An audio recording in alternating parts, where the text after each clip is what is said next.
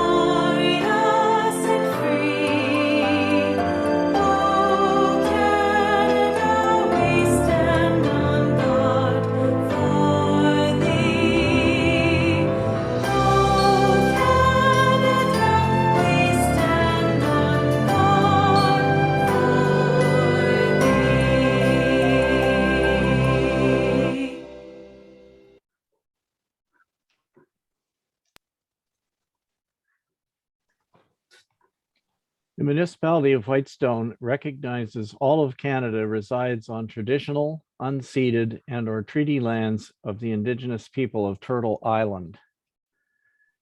We recognize our municipality on the Robinson-Huron Treaty Territory is home to many past, present, and future Indigenous families. This acknowledgement of the land is a declaration of our commitment and collective responsibility to reconcile the past and to honor and value the culture, history, and relationships we have with one another.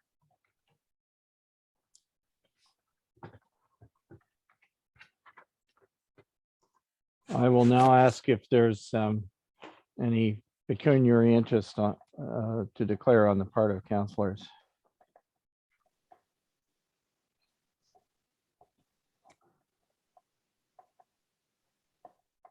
Okay, I hear none.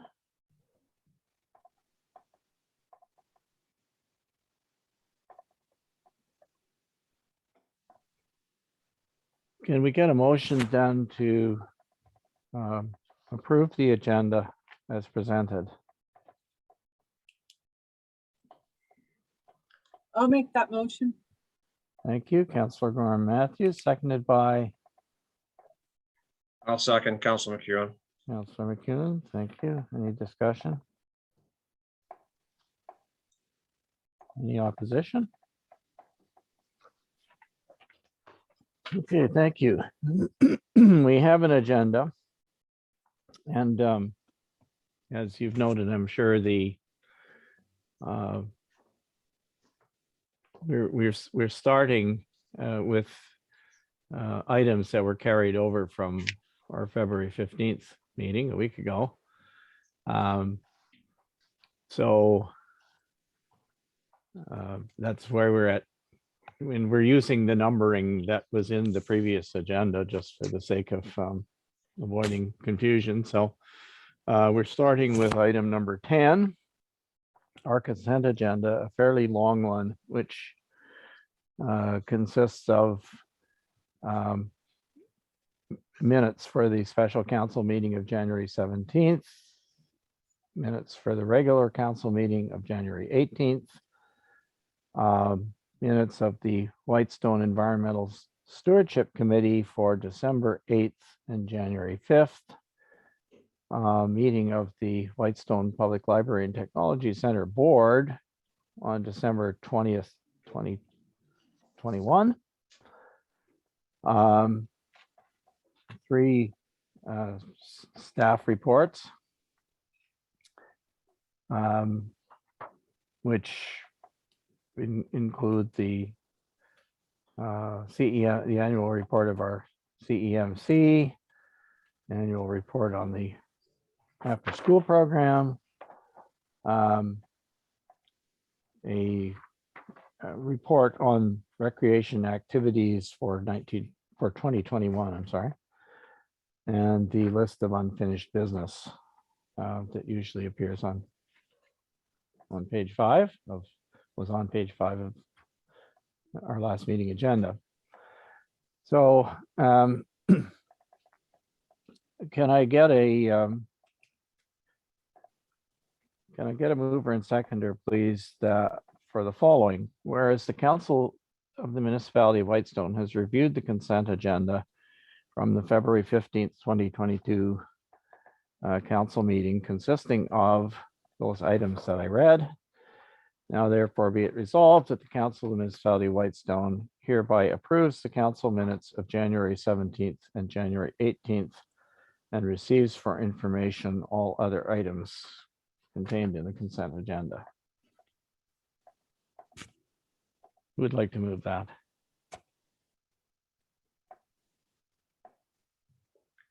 I'll move, Councilor McEwen. Thank you. Seconded by?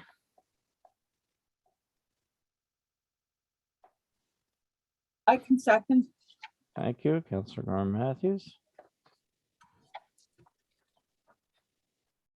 Is there any discussion about any of these items?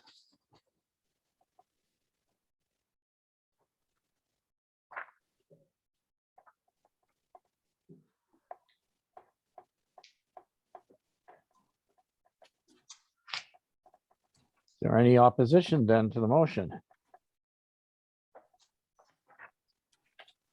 All right, thank you. That's carried. That brings us to accounts payable. Could I get a mover and seconder, please, that the Council of the Municipality of Whitestone approve accounts payable in the amount of $409,962.04 and payroll in the amount of $68,221.39.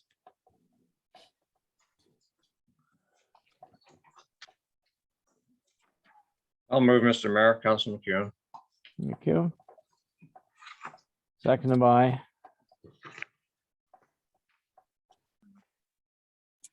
I can. Thank you, Councillor Gorham Matthews. Okay, I will ask our clerk to call the roll for the vote, please. Thank you, Councillor Gorham Matthews, Yes. Councillor Lamb, Yes. Councillor McEwen, Yes. Councillor Woods, Yes. Mayor Comrie. Yes. Thank you. That motion is carried. Okay, and now we have a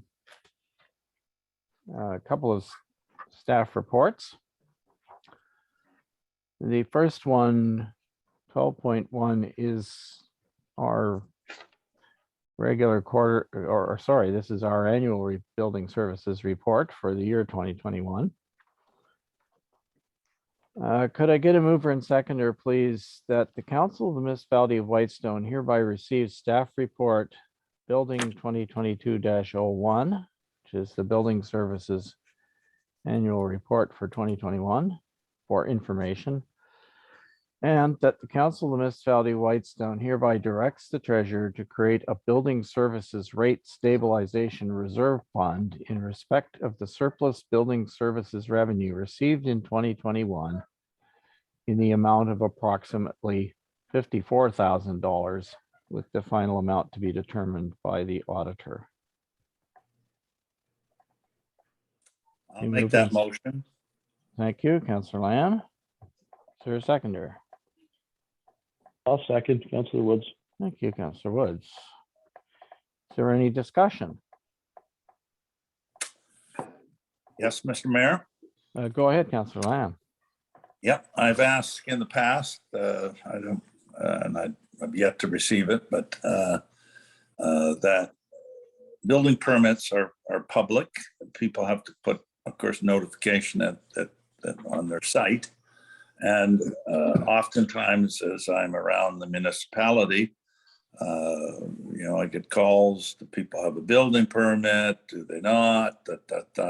And I've asked for a list that we used to get on council, saying just basically the address and the what's going up in the value.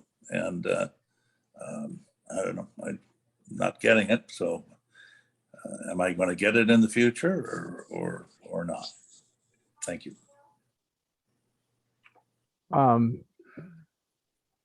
Okay, thank you. Does our CAO have any comment on this? I can comment. The answer through you, Mr. Mayor, to Councillor Lamb, the answer is yes. There was a bit of delay on this request. Sorry about that, Council. There was a bit of a delay on this request as our other CBO was transitioning out of the municipality. I haven't had a chance to sit down with our new CBO. He's fitting in just nice, and but this is on my list of things to talk to him about. So it's really just a matter of a change in staff, and the new CBO has a good handle on the building permits, certainly what's come in this year, and the ones he's working on from last year. So yes, thank you for your patience. You will get that information. The report in the past used to be a quarterly report, by the way. Okay, well, that's, I didn't realize that. It hasn't happened since I've been here, but I'll make note of that. And can I ask, is this information that would simply go on the website, or is it a report solely for council? What's the intention? I hadn't envisioned that it would go on the website. That said, I believe the intent was to share with council, with councillors, for the reasons that Councillor Lamb. Certainly, yeah. Certainly from my standpoint, I want it for my own personal information in order for me to do my job. Okay. That's all. All right. Thank you for that. Is there any other discussion?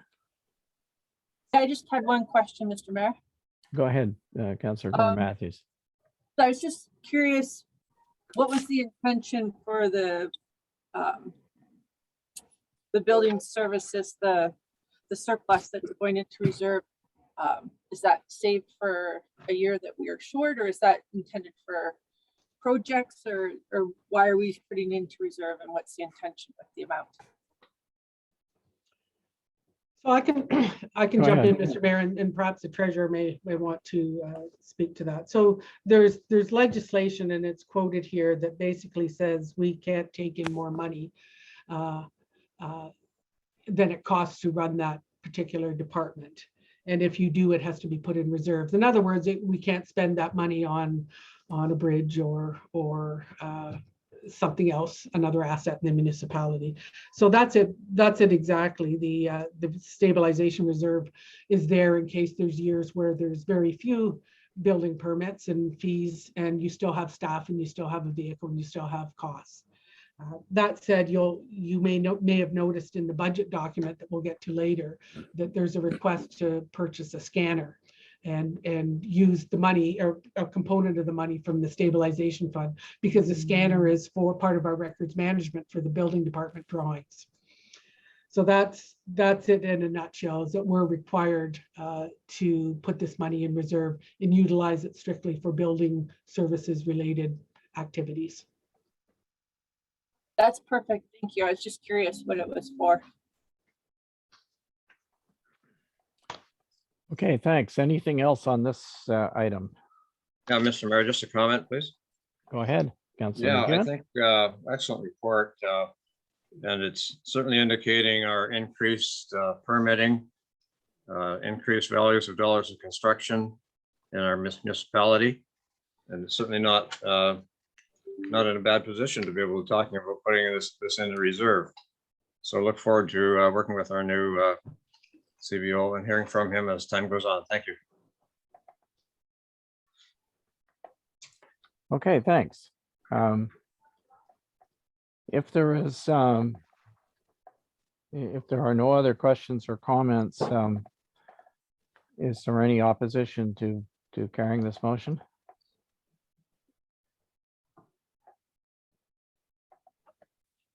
All right, hearing none, that motion is carried. Item 12.2, as you'll see from the note, is it is a carryover from the last item, but the information in the budget control report that was included at the last meeting is since been superseded. So our suggestion is that we not bother to pass a motion in respect of it. It's just there to avoid renumbering the last agenda. So I hope you're okay if we just skip that one.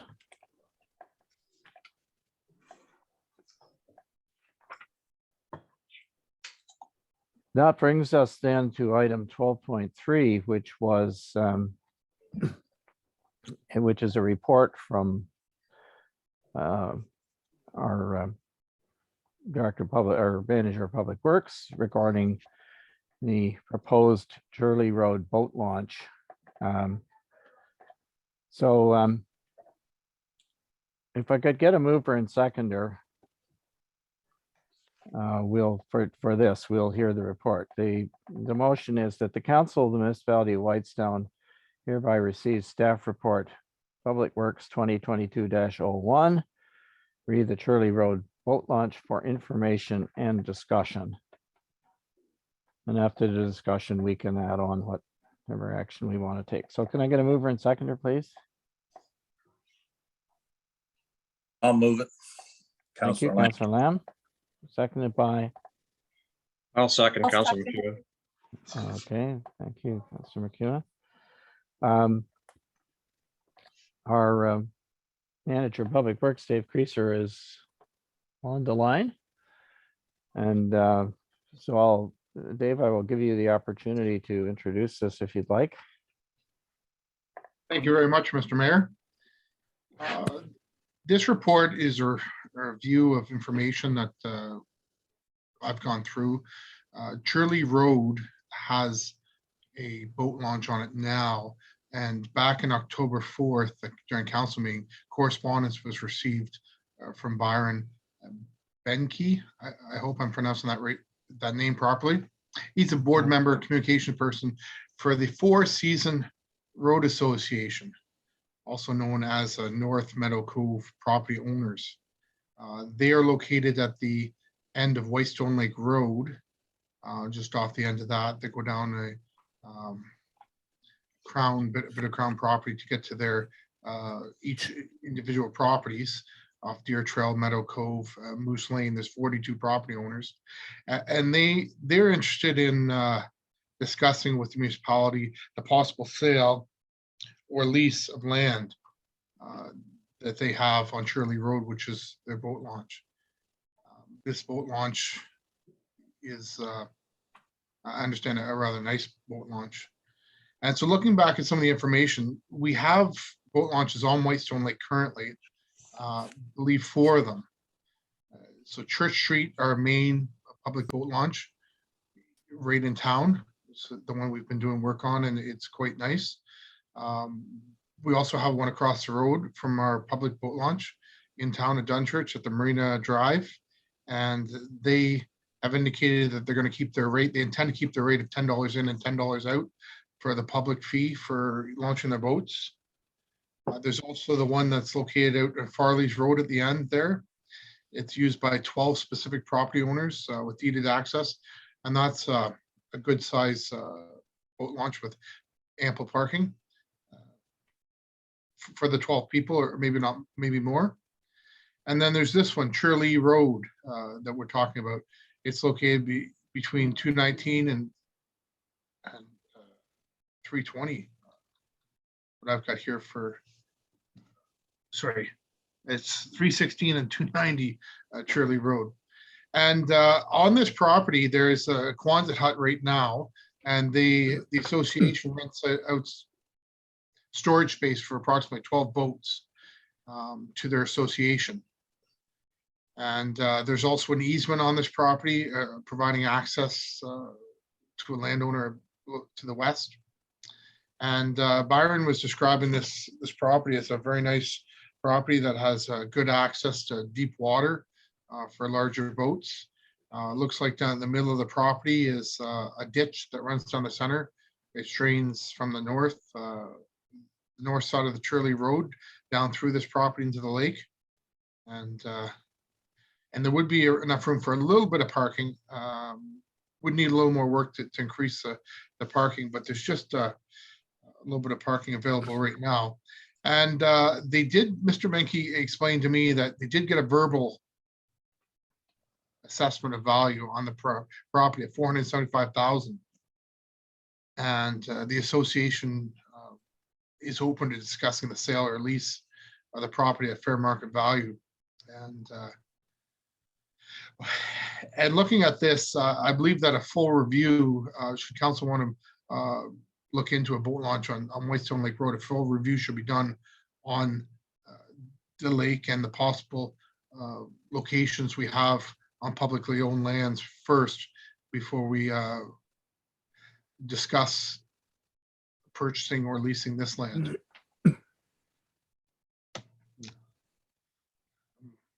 And do we have any questions on the report? Yes, Mr. Mayor.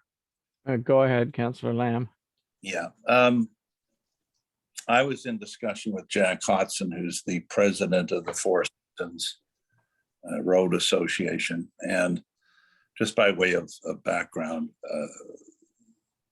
I don't think he thinks in any kind of seriousness at all that the municipality would be in a position to buy the land at anything, let alone $475,000.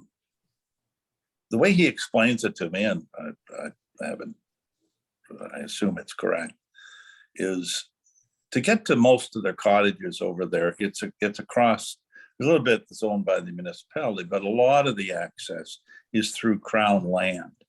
And he's not even sure that the people on North Meadow Cove Road have any kind of deeded access on that Crown land to their properties. So technically, their entry is sort of the Quonset hut and the launch that you're talking about. So they're not looking, I don't want to speak for Mr. Hodson or Mr. Benke, but realistically, they're not looking for us to buy this. They are caught in the situation that, of course, they sometimes use it, others kind of use it. They allow, I think it's the Greenwood Hunt Camp to use it in the fall. But they've been forced to buy insurance for it. And frankly, they think that if the municipality enters some sort of lease agreement for whatever, 5 years or whatever, it could offset, A, they wouldn't have to insure it, and B, it could offset and maybe help a little bit with the road that they have over there. So I think council should know that. From my perspective, I certainly agree with Mr. Creaser that we should look at the other boat launches that we have on the north end of the lake.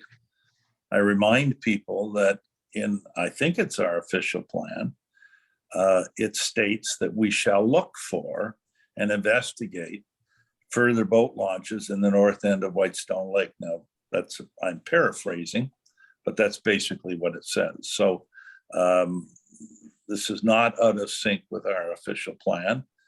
Again, I think we're at a bit of a crossroads here, but I don't think we should be thinking in any way, shape, manner, or form about purchasing the land or anything like that.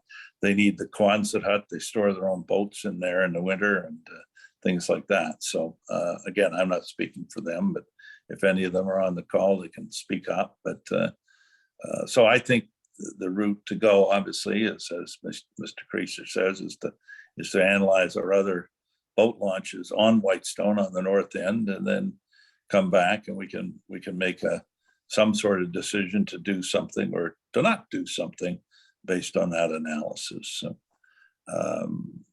thank you. Okay, thanks. Are there other comments or questions? Yeah, Mr. Mayor. Councillor McEwen. Yeah, appreciate Councillor Lamb's comments there. The a purchase / or whatever lease agreement with them may be an interesting avenue to look at in the future.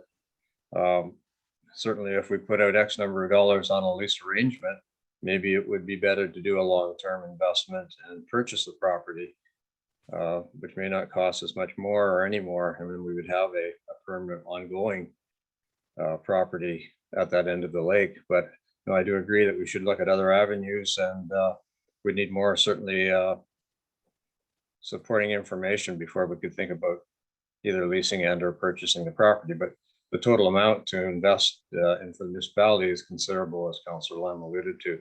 Thank you. Okay, thanks. Other questions or comments? Yes, Mr. Mayor. Councillor Gorman Matthews. Yeah, I have to agree with Councillor Lamb and Councillor McEwen. I think it's important that we see what else we have available. I think we need to remember too that we've done a lot of work on Whitestone Lake. And we have a number of other lakes that are making requests that need help as well. So I think we need to kind of revisit that whole discussion that we had at the last meeting, where we need to consider all of our public boat launches and access onto our lakes, and see which one is the most priority in terms of need and access. So yeah, I think it's important that we look at them all and not just at Whitestone. Okay, thank you. Any other questions or comments? If not, I would simply support the suggestions that have already been made. I kind of feel that the way that we should be approaching the whole subject of landings and boat launches in general is to and specifically in this case with respect to Whitestone Lake, just to have our staff take a look at the need for these facilities and what we have available now, and see whether they, the extent to which they match or not. I don't think that has, in general, has been done. I know that in respect of Awashkesh, the Awashkesh Landings Task Force undertook that as a kind of an initial step in trying to determine what was required at the landings on Awashkesh. And so the task force developed data on how many people rely on these public landings to access their water access only properties, and how many other people are using them, visitors to the area and so on, using them and that kind of thing, to get a sense of what the demand for service is, if you like. And I would certainly be in favor of taking that approach. And I think you have to do it on a sort of lake by lake or landing by landing basis, but perhaps for the north basin of Whitestone Lake, we could direct staff to investigate this further and take a look at all the landings that are available, and how they're being used, and what the needs of the ratepayers who have properties there actually are, vis-a-vis the very available launching and parking facilities. So if someone would like to move that we amend the motion that we have to ask our staff to, or direct our staff to study that and report back at a future meeting. I'll do that. I'd entertain that motion. So Councillor Lamb, you're the mover of the existing motion. Are you prepared to add that to your motion? I am. Thank you. And Councillor McEwen, you're the seconder? I'm fine, thank you. Support that? Okay, so we'll just add that the council of the municipality, the words "and that the council of the municipality of Whitestone hereby directs staff to investigate the availability of boat launch facilities on Whitestone Lake and report back at a later meeting. Is that okay? Is there are you okay with that motion? Is there any opposition?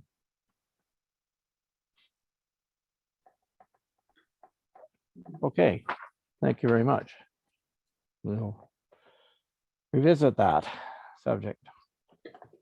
And while we're on the subject of boat launches, we have item 12.4, which is a similar situation.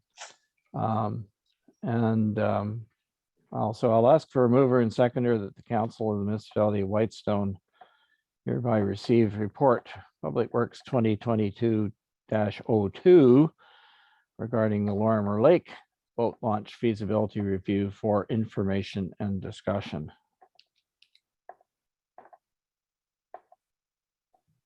I'll move that.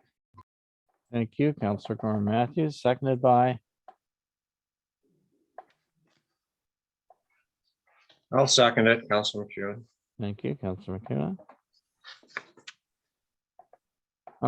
Once again, David, do you want to end this off?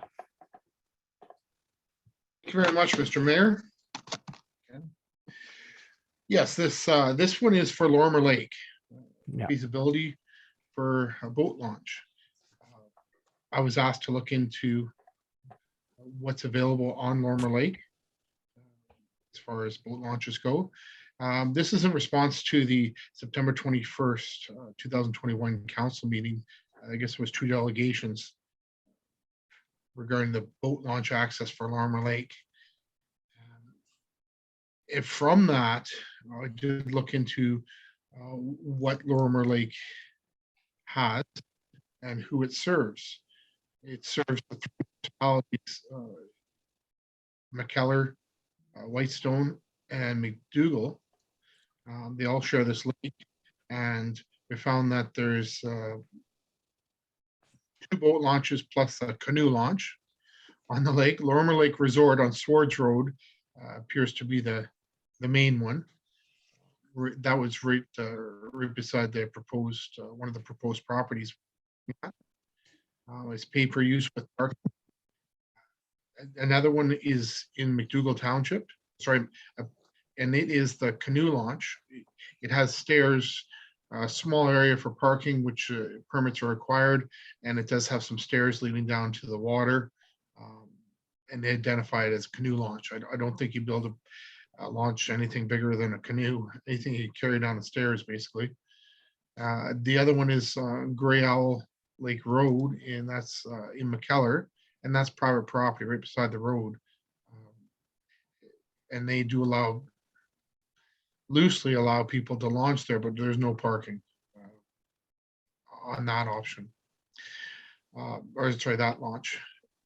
Looking at the top 3 options, we looked at the first one is the one that was proposed, and that's one on Swords Road.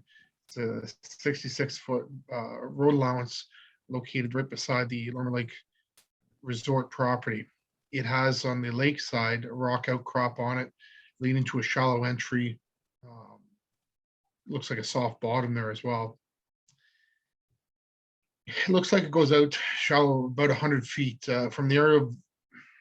From what I can see from the aerial images and the existing there's an existing dock there that goes out about 100 feet. That's what you'd need, possibly to launch a boat. There's also a small cottage that appears to be built on piers, and a couple sheds that are owned by Lorimer Lake Resort. These structures would have to be removed to develop the public launch location. The road allowance on the other side of the road, there's a suitable area there to develop for parking, and we could develop that for upwards of 12 spaces, maybe 2, 3, maybe even another trailer as well, to deal with the overflow parking as well. I did talk to Oceans and Fisheries and did submit an application for in-water work to install a boat launch, and they did respond back favorably, permitting us to install a boat launch, projecting about 25 feet into the water. That's what we requested with the concrete slabs, the prefab slabs for the boat launches. The second area that we looked at is in Gray Owl Road, and that's at a municipal boundary with McKellar and Whitestone. And that is near Truel Road, and it's basically the edge of a swamp, which is quite shallow, and it wouldn't be suitable for navigation of any vessel beyond a canoe, really. And that there's maps also attached for that. The third location is located at our municipal boundary with McDougall. That's located just off our summer road, and our summer road for Lorimer Lake Resort is a narrow seasonal summer road. You wouldn't want to meet another car, let alone a vehicle towing a boat or two of them. It is quite narrow at spots, and there's a few hills and dips and dives that have limited visibility as well. So that would be challenging to develop that area without developing the road. Also, there's a fairly steep drop right close to the lake that would be cost prohibitive to develop as well, to put a boat launch in. So there wasn't really a whole lot of options on the lake. We did pull all the information from all the municipally owned properties that touch the lake. We also looked at all Crown properties that touch the lake as well. There really wasn't too many good options. The best option was the one on Swords Road, and that one in particular has a budget of about $55,000 just to get some of the rock removed and put the boat launches in with the concrete slabs.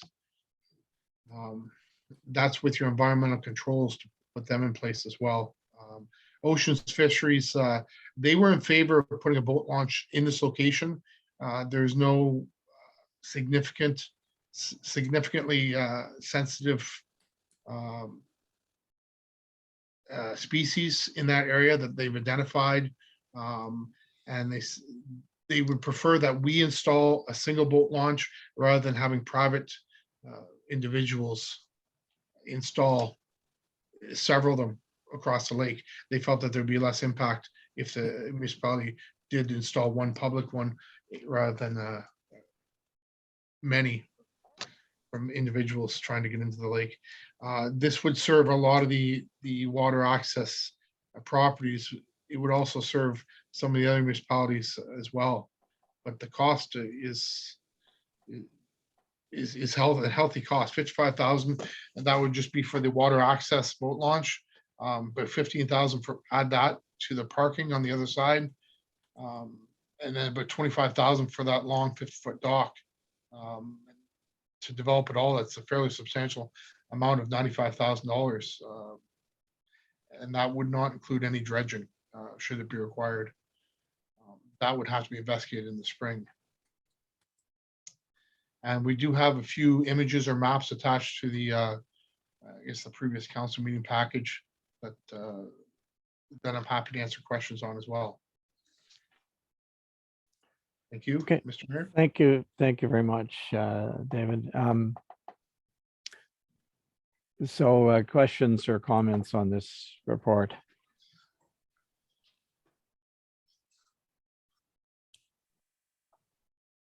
Mr. Mayor, I Councillor have McEwen. Yeah, David, thanks for your report. I'm pretty familiar with Lorimer Lake Resort. I used to have friends in there at one time, going back a couple owners, so I'm familiar with the layout of it and such anyway. And it goes back a long time when they've had, say, upwards of 15 boats or a dozen boats or multiple docks and all that, and then the associated parking with it, including the trailers and such. So they actually did take up at some time there, as I recall, a fair block of property up from the water, which was a combination of, I guess, paying fees for parking and storage of equipment and then the docks and all that, which were out on the private property. I guess the concern I would have is that we do have ample space for not just the parking for the people who have, places on the lake, but it'll be a public landing and launch as well. So parking could really become an issue. I know you go down the hill, and I'm familiar with that landing you're going to consider also. So I remember backing very small, just car tops basically down into that. And going back when I was younger, so this is 25 years ago. The whole area is pretty, it's pretty tight in my estimation for, say, pontoon boats or larger equipment. The docking itself could be a big issue going down the road, and then I think you'd probably get into dredging. They'd get into dredging as well as they try to expand and increase the dock areas and that. So I know you haven't had a lot of time to maybe fully investigate the total needs of what our new say ramp, access to the ramp and parking across the road. It probably requires some more investigation, I would think. Do you have any comment on that? It certainly does. It was late in the spring, or it was late in the fall when I was asked to look at it, and just preparing for winter maintenance activities. It was maybe not the best time to get the information on the water itself and the lay of the land. I did talk to some of the locals. I did walk the land, gathered as much information as I could, but without having the benefit of the spring or summer weather, I did have to look at a lot of snow when I gathered information. So further investigation would definitely be would allow for better information to be shared. The property itself there is limitations to it, being that it is a road allowance, and there's some rock outcrops on the lakeside, and there's some limitation of the road allowance on the other side as well. There's a bit of a hill that comes into contact with the road, a couple of 100 feet in, so there would not be a whole lot of easy parking installed. The demand may be higher than what we can easily provide. The challenge is that there is challenges as it becomes better used. Like we get more and more people there, it might start to crowd out some of the water access people as well. I guess just further to that, the two people who presented, I believe it was Brad Spiegel or Siegel, and then Mr. Black. They probably had some pretty good detail on what they would really need as a minimum. And it seemed to me they were, if someone from Lorimer Lake was proposing that they share some costs and look after the parking, if we provided them a ramp, they'd look after the dock if we provided a ramp. It seemed to me they're pretty anxious, I think, to assist in a big way. So that's another area that should be further investigated, I think. As soon as they get looking at what they will provide, I think they think they may put restrictions on the public access part of it in their minds. It is still public access, so there are some big things to work out with them, I think. Anyway, just comments. Thanks. If I could just add to that, the information that we've had from the Lorimer Lake Cottagers Association is that there are just in excess of 20 properties that rely on, that have historically relied on Lorimer Lake Lodge to access their properties. In other words, they don't have road access, they're water access properties. So I guess my concern would be that the suggestion that you can park a dozen, we might have parking for a dozen vehicles at this location means that right off the bat that we have a parking problem unless we can identify some other place for folks to park. And that is just looking at the residents who have property there, not any members of the general public who, as Councillor McEwen says, would probably want to use it if they could. Councillor Gorham Matthews. I'm just wondering, have we reached out to any of the other municipalities that share Lorimer Lake to see if they have a more suitable piece of property that perhaps we could all work together to develop it? Because I'm sure maybe there's some of their own property owners that are experiencing the same difficulty, and maybe they have a more suitable piece of property. And just when I hear the information about Swords Road, it's a good idea and all, but I can see there's not gonna be enough parking before we even start. If we're going to spend municipal money, I think we want it to be a public land, and we want the public to be able to access it, and not have it all full of people that are using it from Lorimer Lake alone. So I'm just wondering, did we reach out to any of the other municipalities? I would ask David or Michelle, can you comment on this? If I may, Mr. Mayor, I did reach out to both McDougall and McKellar. McKellar, I talked to Greg at length on this. They are interested in putting a launch in, possibly themselves. They're not sure. They're in talks with possibly even the landowner on Grey Isle, further down Grey Isle Road, to small amount of parking, very small amount. That's a possibility, but you really want to make that public. They are interested in doing something. He talked about possibly the boundary that we have. Their best option would be the boundary between Whitestone and McKellar, that swamp, and it's quite a swamp. And if there would be a remarkable amount of dredging that would be required to do anything there, and there wouldn't be much parking available either. So they don't have very nice option. They have less options than we do.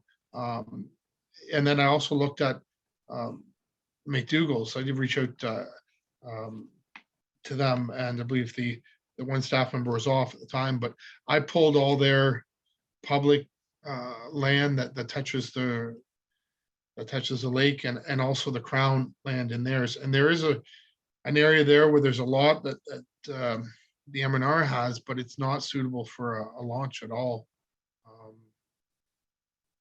They just have that canoe ramp. That's all they have. Now we'll have to talk to them more at length, but everybody I've talked to didn't give me any more information than what we have here. So I didn't get a good response from McDougall, not yet, but I'll keep working on them. So to answer your question, I don't think there is another one,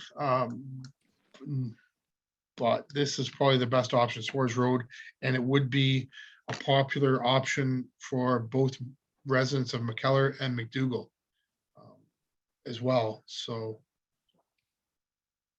that would be a challenge with the limited parking.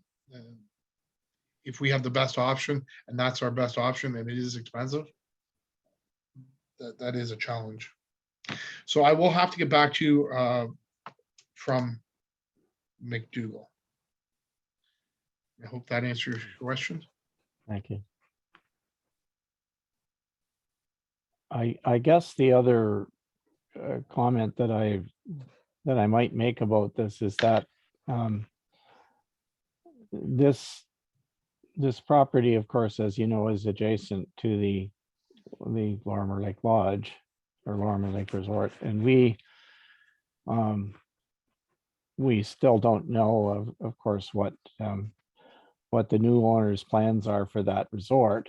But I have some sense from earlier conversations that he may be wanting to get out of the business of providing sort of ordinary marina services to the folks there, and that seems to be what they're concerned about. We receive email correspondence from folks on Lorimer Lake about this probably every week. At least I do, asking what's going to happen. Are we going to get cut off from our properties and all this kind of thing? So there's quite a bit of anxiety, but I guess the possibility I'm suggesting is that we might be able to have a discussion with the new owners of the resort and see if there is some additional accommodation that could be made with them. So I don't have any reason to I don't have any confidence to say, oh yeah, they're going to do that, but at least it's probably something worth exploring. So I'm wondering, in the interest of time, if we could,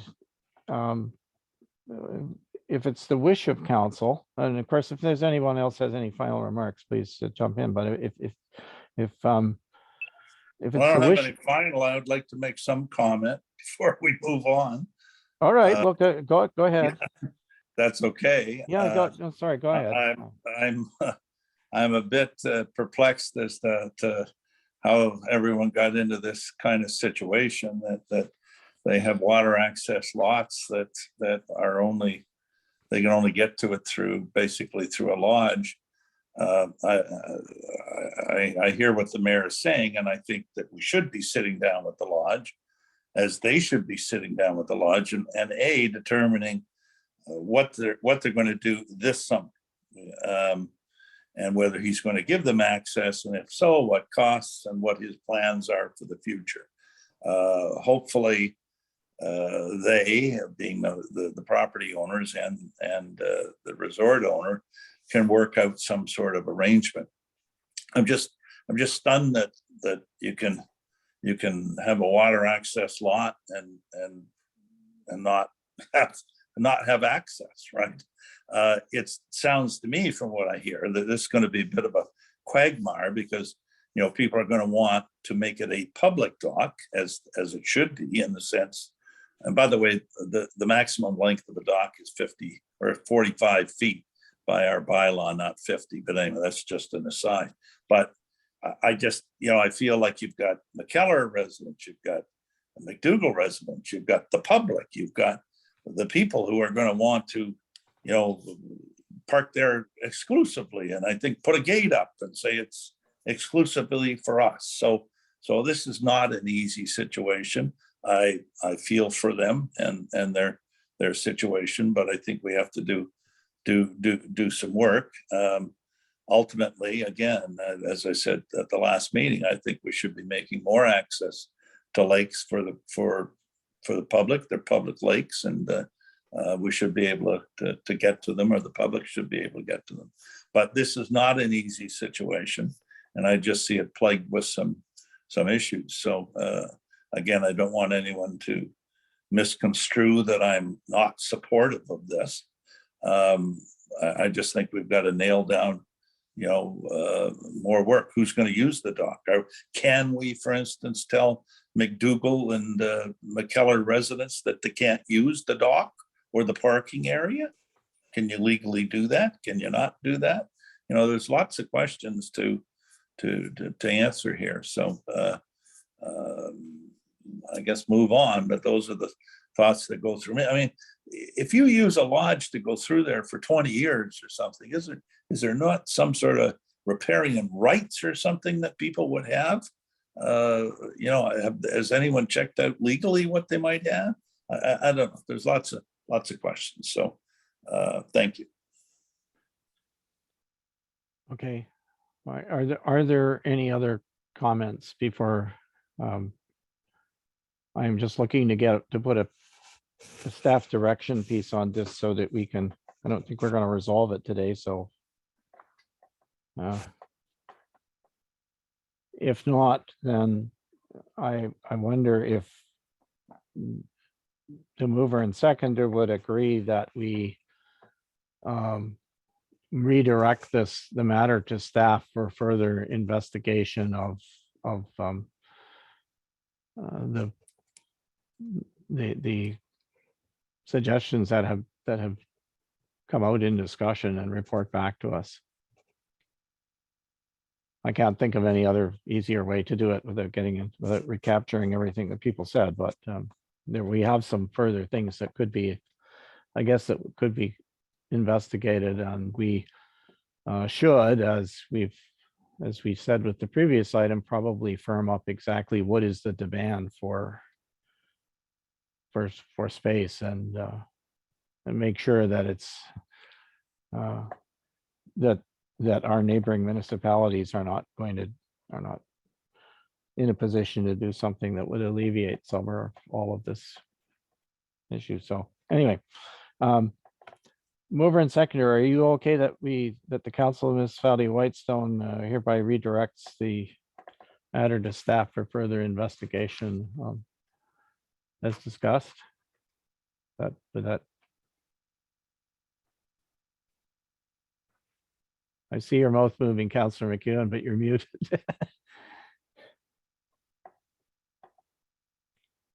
Councillor Corin Matthews was actually the mover, but Okay. Yes, I'm fine with that.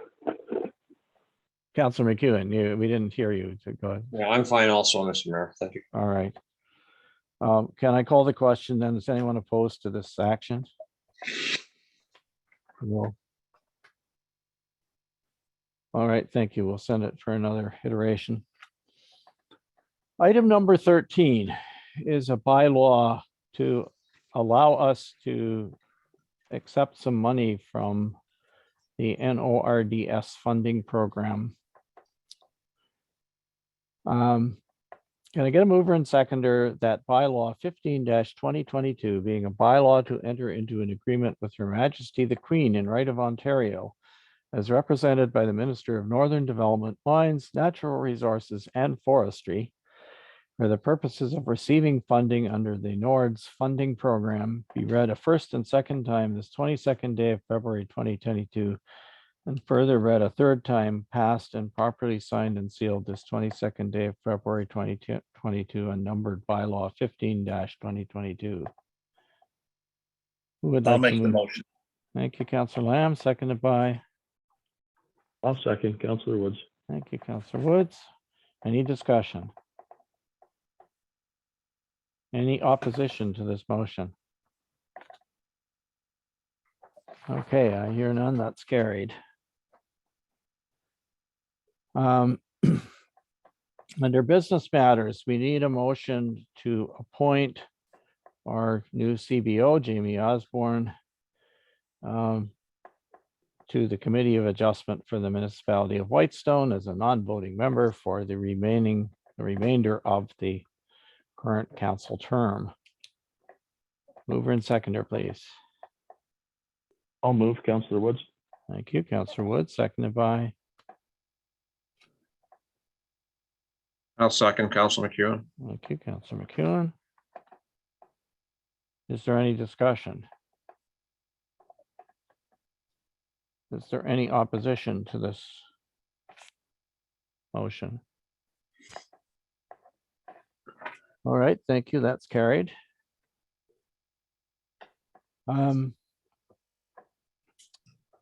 The asset management plan endorsement.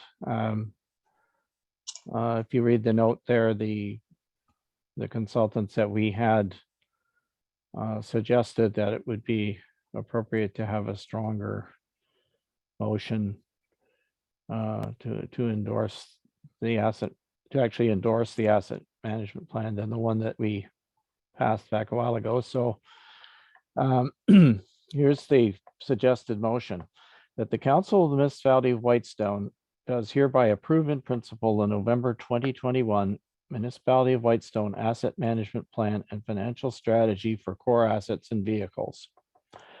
And that the Council of the Municipality of Whitestone will give consideration to the financing strategy recommendations during our annual budget deliberations. And that per section 9 sub 1 of Ontario Regulation 588-/17, the Council of the Municipality of Whitestone will conduct an annual review of its asset management progress on or before July 1st in each year, starting the year after the municipality's asset management plan is completed. And further, that the asset management plan will be made publicly available on the municipal website. Would someone like to move that, please? I'll I'll move move. that, Council. Okay, I think I heard ahead. Councilor McEwen move, and who was the seconder? Second, I'll second it, Councillor Councilor Lamb. Lamb, thank you. Any discussion on this one? Any opposition? Okay, thank you. That motion is carried. And that brings us to correspondence, which is pretty much the end of what was left over from the last meeting.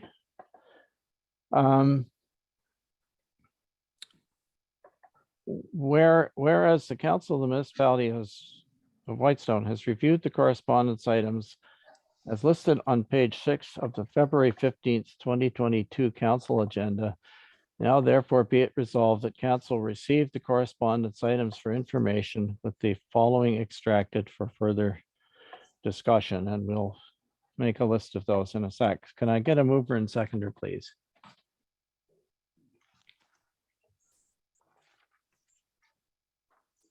I'll move, Councilor McEwen. Thank you, Councilor McEwen. Seconded by.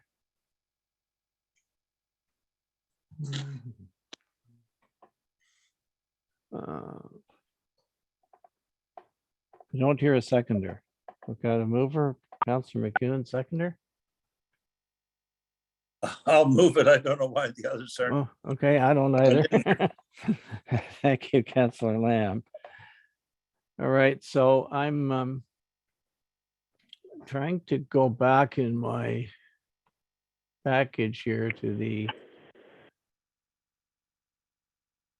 list so that we can just go very quickly and see what ones we want to pull out. There are a couple of them that I think we do need to pull out that we can probably deal with fairly quickly.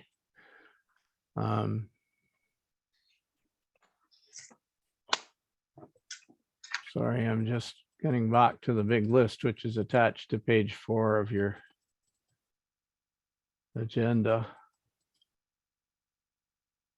Okay, so I've got the wrong.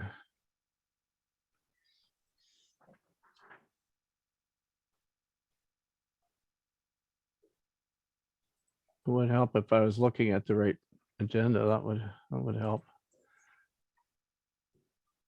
All right. I'm going to suggest, well, let's just go down the list. The first one that I would like to just mention very quickly too is item E, which has to do with the Ontario Land Tribunal. The next one I see is item L, which is just a note that has to do with high-speed internet.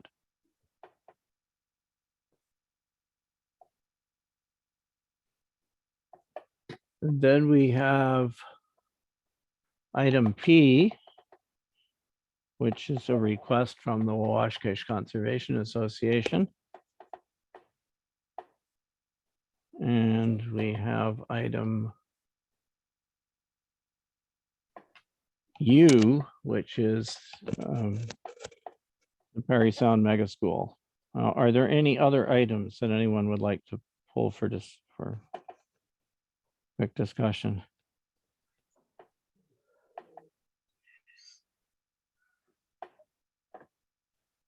Okay, if not, let's go down through them.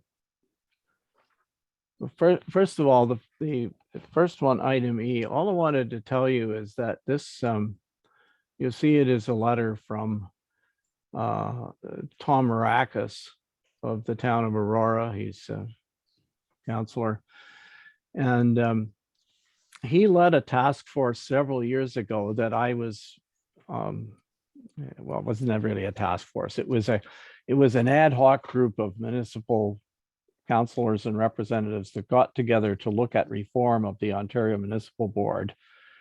And those reforms led to the replacement of the municipal board with the LPAT. And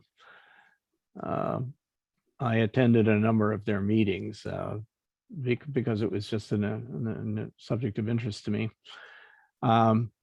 What has happened is that a lot of that progress that we thought was made at the time in trying to get the LPAT to be more responsive to municipalities has gone by the wayside with the passage of time. And he is asking basically that we pass a resolution that essentially would ask for reform of the Ontario Land Tribunal, it is now, to get back to to be more responsive to municipal plans and less how will I say this, less responsive to large developers. It is perhaps more of an issue for larger municipalities than it is for us, but I nevertheless would like to draw it to your attention. If it were up to me, I would support it. Any comments?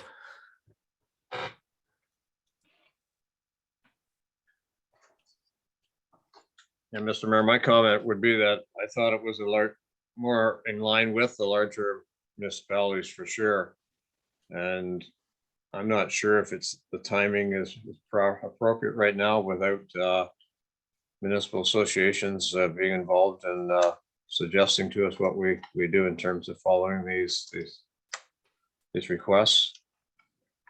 But I'm not sure we're in a position to do very much for Aurora right at this point in time from Wheatstone, but anyway, just a comment. Well, okay, it isn't. Yeah, it isn't so much for us doing something for Aurora, but anyway, go ahead. Yeah. Go ahead, Councilor Lamb, you were going to say something? Yeah, I mean, this is a pretty important issue. You're right, it's more for big cities. I mean, in where I am, I happen to be right now. I've got high rises going all over the place in Burlington here because the municipal council couldn't really get their way. The municipal boards and appeals to the land tribunal ended up with Burlington starting to look like Mississauga or Toronto. And that's the history here that the mayor hasn't said, and I'm sure he'll agree, is that under the Liberal government, this was all going to change and give power back to the municipalities, or more power back. And of course, Premier Ford then got in and just reversed that, right? And it's certainly been to the detriment of all communities. And I like to have the decision making for anything to do with these things to lie with the municipality, and certainly not with the provincial government. So, Mr. Mayor, if you want some sort of motion, I'll support a motion you might put to at least support Aurora for our own good. But anyway, thank you.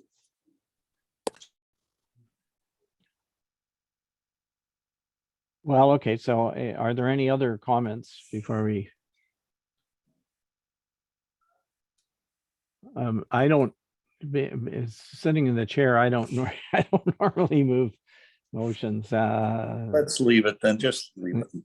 But I think we can, I wanted everybody to be aware of it. That's my main thing. We can consider it further. Okay, number L, just to draw to your attention, there is a presentation there, and that was given, and I attended an actual sort of webinar kind of thing where the original presentation was given. There are some slides and so on that show you what they're talking about, just to let you know that there is There is some activity going on there. There's nothing new in it specific to Whitestone, but there is. I think you know what the current status is. At a future meeting, we will probably give you an update because the plan is to touch base with Cogeco, who, as you know, have a contract to do some work in our area and see what they're doing. And there's some other information that we could give you about things that Bell has done. But in any case, it's just to let you know that that presentation's there. I don't want to spend time discussing it today because we've got our main agenda to get to in a sec. Items P and U, and I do have suggested motions of these when we come out. So the Wawash Conservation Association has asked us to renew to negotiate, I suppose, with them and to renew a maintenance agreement for the docks and landings. And interestingly enough, it includes the safety boom at the Wawash Dam as well in this, but at least the existing agreement, which is now expired, does. My suggested motion to you when we finish this and go to deal with the follow-on items is that we refer this to the Wawash Landings Task Force, which is already started discussing it.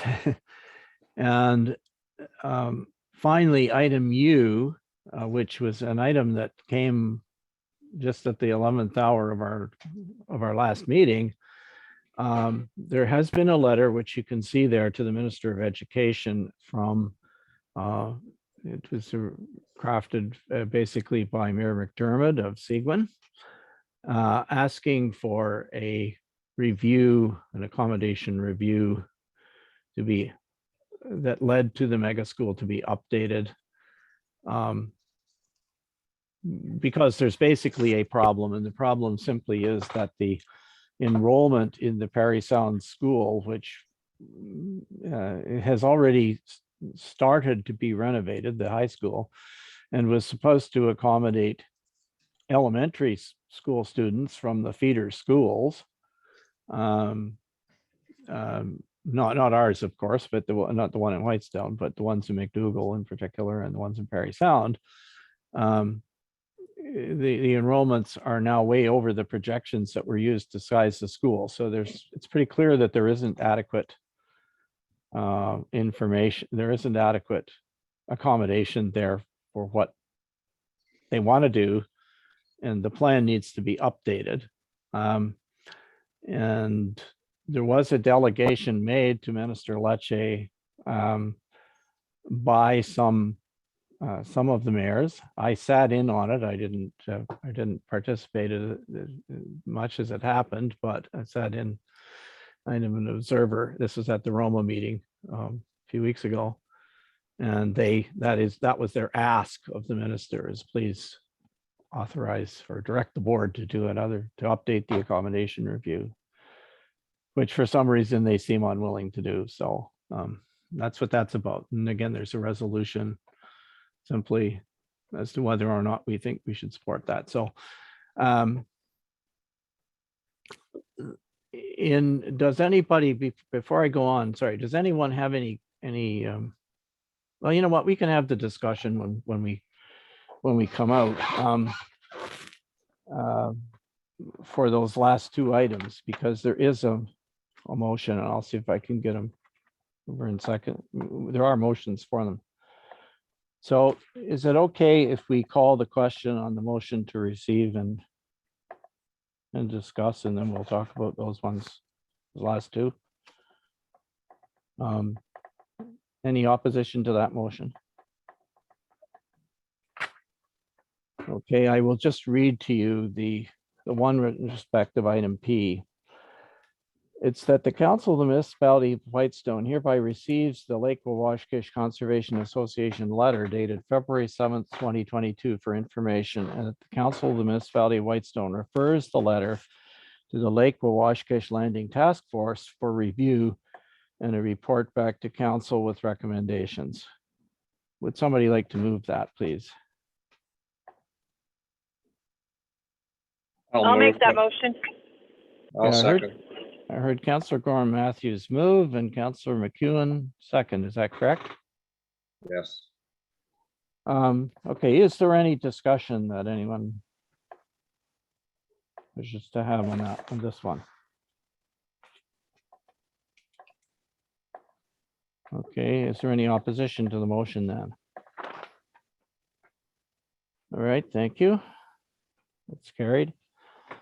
And item U, the suggested motion is that the Council of the Municipality of Whitestone supports Mayor Comrie in concert with the other mayors of West Perry Sound, signing the letter to Minister Lecce in regards to the request for a new and accelerated accommodation review committee for the proposed mega school. Is there a mover and seconder for that one? I'll move it. I'll move, Councillor Woods. Okay, I heard Councillor Lamb, I think first, is that right? Yes. Okay, Councillor Lamb moves, Councillor Wood seconds. Any discussion on that one? Yes, Mr. Mayor? Thank you, Councillor Gorham Matthews, go ahead. Yeah, I was the one that brought this up last fall. Or summer, I can't remember when it was. I had attended a Zoom that was a presentation by the architects and the school board about this new plans for the school. And at that time, I mentioned to council that the concerns were that the school wasn't big enough to accommodate the number of students that they're planning to have in there. And they already had plans for what we essentially are portables. They call them pods now because it sounds cuter than saying your kids living in a portable. So I support this motion. I think the issue with the school board is that they're locked into the amount that they're going to receive from the Ministry of Education for this school, and the amount of that they got 5 years ago when they first did this review doesn't, we know with the cost of building materials, it doesn't build what it would have built 5 years ago. So I support that they need to start over, and if this Ministry of Education needs to review it and give us a new amount of money, because what they're trying to work with just won't build what they need. Okay, very good point. Thank you. That point was made in the delegation too. I might say if you look at cost per capita of per student in the school, and the most recent high school project in North Bay, the expenditure to renovate it was approximately twice on a per capita basis what's in the budget for the Perry Sound School. And that's because it was simply based on, well, a lot of estimates and so on were really based back in 2014. Any other comments on this one? Any opposition to the motion then? All right, thank you. I will add my support for this request to the letter. Okay, well, thank you very much. We have now, I think, completed the items that we needed to do that were left over from the last meeting. And I would now entertain a motion to move into committee of the whole for consideration of our draft budget. I'll move, Councillor Woods. 2:20 p.m. Thank you, Councillor Woods. Seconded by, I'll second, Councillor McEwen. thank you, Councillor McEwen. Any opposition to going into committee of the whole? All right. It's done. All right, so at this point then in the meeting, what I think I will do is I'll ask our interim treasurer, Barb Cribbett, and we trust you all know Barb, and Barb, welcome. Welcome back to Whitestone. And maybe I could ask you, if you don't mind, just to sort of run through the highlights of what, what you have in your report, and then we will go and start looking through I'm suggesting that we go through and look first at the assumptions and sort of budget implications, the sort of general things that are at the beginning, and then if there are any questions or comments on those, and then we can start looking at the operating budget very quickly to see what jumps out of that, and then finally go to the proposed capital budget. So that's just a suggestion from my part as to how we do it, just to kind of keep it in. Tried and to that's- follow. Go ahead, Barb, the You can floor hear is me? yours. Okay, thank you. I've tried to follow in the report to council the format that you've used for the last few years. The highlights on the revenue side would be that we have a preliminary 3.5% tax rate increase in this first draft. 1% tax increase will generally net you about $30,000 in Whitestone. As you probably are aware, MPAC is not doing reassessments right now, so we're with fairly flat values. There aren't big increases unless there is actually an improvement to a property. The other thing is that you had a lot of revenue this past year in building permits. I'd hope that we would see additional assessment growth, which is basically new assessment. We're not seeing it just yet. We're sitting at 0.8, so your assessment increased by 0.8%. But that generally, the big assessment growth generally lags a little bit behind. So this year, a large portion of your increase in your revenues has to do with the grant funding and the donation funding for the nursing station, about $870,000. We also have 2 grants that we very much appreciate for gravel, in for $119,399 for both 2021 and 2022. Moving on, some of the other items haven't changed too much. The OMPF grant really hasn't changed much. Gas tax revenue is back down to its normal level, which would be the $58,102. But the good news is that the OSIF grant is doubled for this year. So rather than 50,000, it's 100,000. So that's good as well. So moving on to the expense side, we've had some increases to salary reflecting CPI increase, QB agreements, and also some forecast benefit insurance increases. For the most part, your levies are fairly stable. Some have gone up a little bit, some have gone down. Belvedere has gone down, ambulance levies gone up. So they're in totality fairly stable. The capital budget, we have obviously a number of new items in there, $2,163,000. Right now, we have identified some potential funding for the capital that is leaving us with a funding gap right now of $294,213. That includes a draw on reserves of $374,000. Gas tax, basically, we would be, and OSIF, we would be using it in its entirety. All of the nursing station funding obviously would be used. There's the potential there for an additional $466,000 in debt financing, and also some donations also for the nursing station. I think those are kind of the highlights from the budget itself. Moving on to the reserves, which is page 8 of your agenda.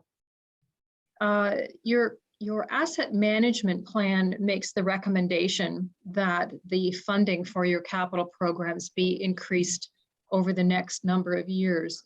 So whereas your normal contribution into your reserves or your savings account runs at about 155,000, I've increased that to 330,000, which is the increase of 175,000, which aligns with the asset management plan.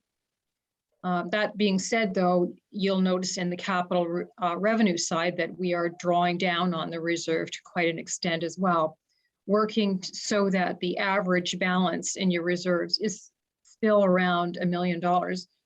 Bearing in mind that what the money that is in your reserves is actually your sustainable cash balance for the course of the year. That money tends to be in there for the most part, earning interest. I've summarized the annual debt repayment limits with some estimates of what debt will cost you this year. A couple of projects we're proposing that would be debt finance would be the roads, the municipal facility, and also the backhoe. Those are the ones that immediately come to mind that would qualify for debt financing.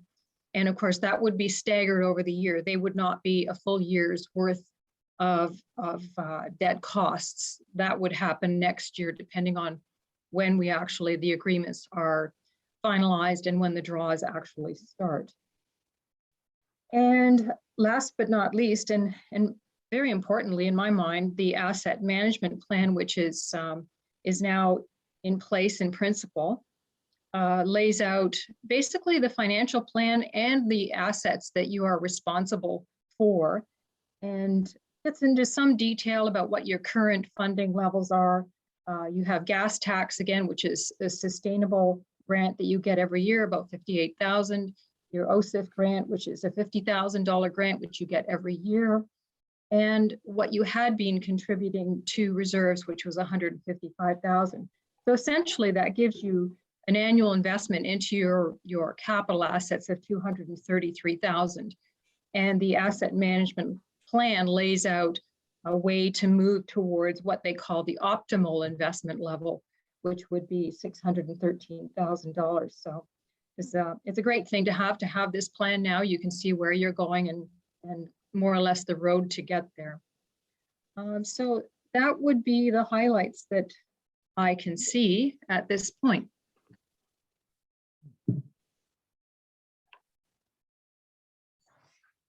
Okay, thank you, Barb, for that overview. Are there any questions about what Barb has presented so far? Questions or comments?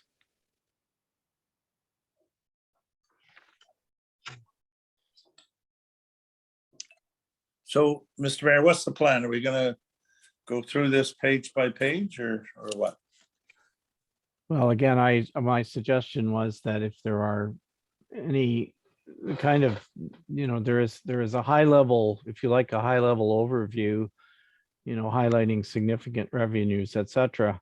My suggestion would be, and things that have changed and kind of assumptions about what we're going to get, what we're going to have to spend, et cetera, that we just see if there's anything that pops out from that. And if not, then we would then turn to the actual operating,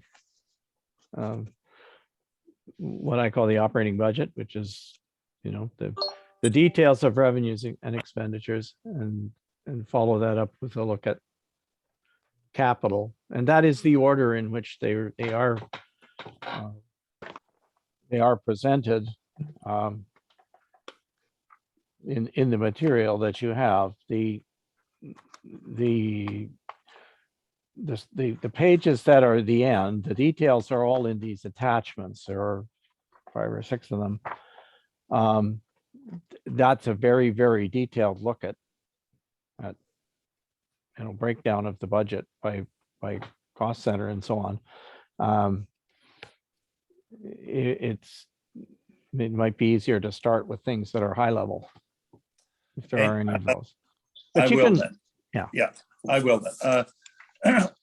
What's driving some of this, of course, is the nurses station, and I'm fully supportive of it, as are the vast majority of ratepayers. But Barb, maybe you can give us a high level on that. Roughly, I think it's 870 or 900,000. We seem to have had, if I read it right, grants and whatever of about 600,000. I know there's 180 of donations. I know McKellar is sort of committed to give us money and a little bit from Magnetawan. So I just would like, that talked about a bit and what the shortfall is that we estimate and what Whitestone will be responsible for in terms of real dollars after all those things are put in. Can you please do that? Thank you. Sure, through you, Mr. Mayor. The nursing station is in the budget right now at $900,000. The grant, the anticipated grant revenue is $600,000 at this point. The donation estimated at this point is a total of $270,000, which leaves basically a residual amount of about $30,000 at this point. That would be something that the municipality would be looking to fund. If I may, the 270,000, I know the fundraising goal that the foundation had, I think was 180,000. So you're counting 180 to 270. Is that what McKellar's giving and a little bit from Magneto? Like how did you go from 180 to 270? Yeah, I may not have all the answers on that. We received $47,000 last year. We have received substantial donations already this year.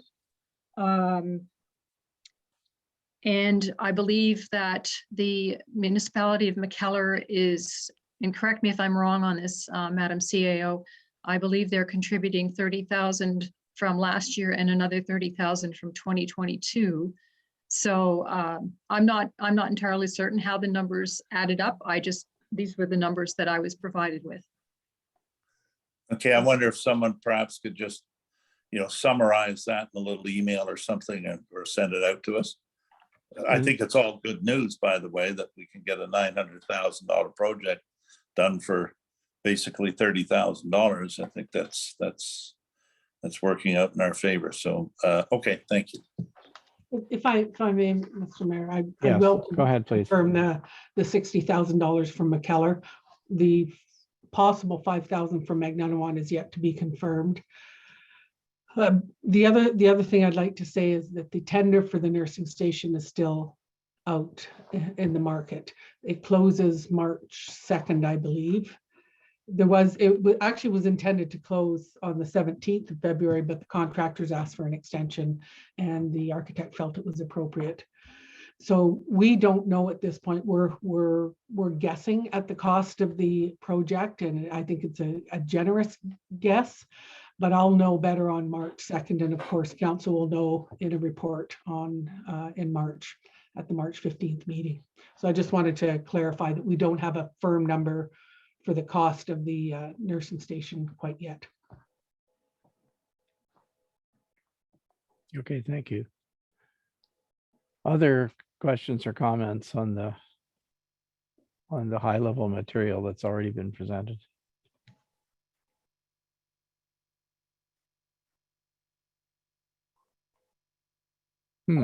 Looks like everybody wants to dive into the weeds, as we say. So I guess then what we could do is take a look at, unless someone has another request, we could look into the details, starting with attachment A, which is it's got the proposed expenditures by department, by sort of major cost center, if you will. And there are some things that no doubt, if you've read through those, that you might have questions about. So let's move on to that.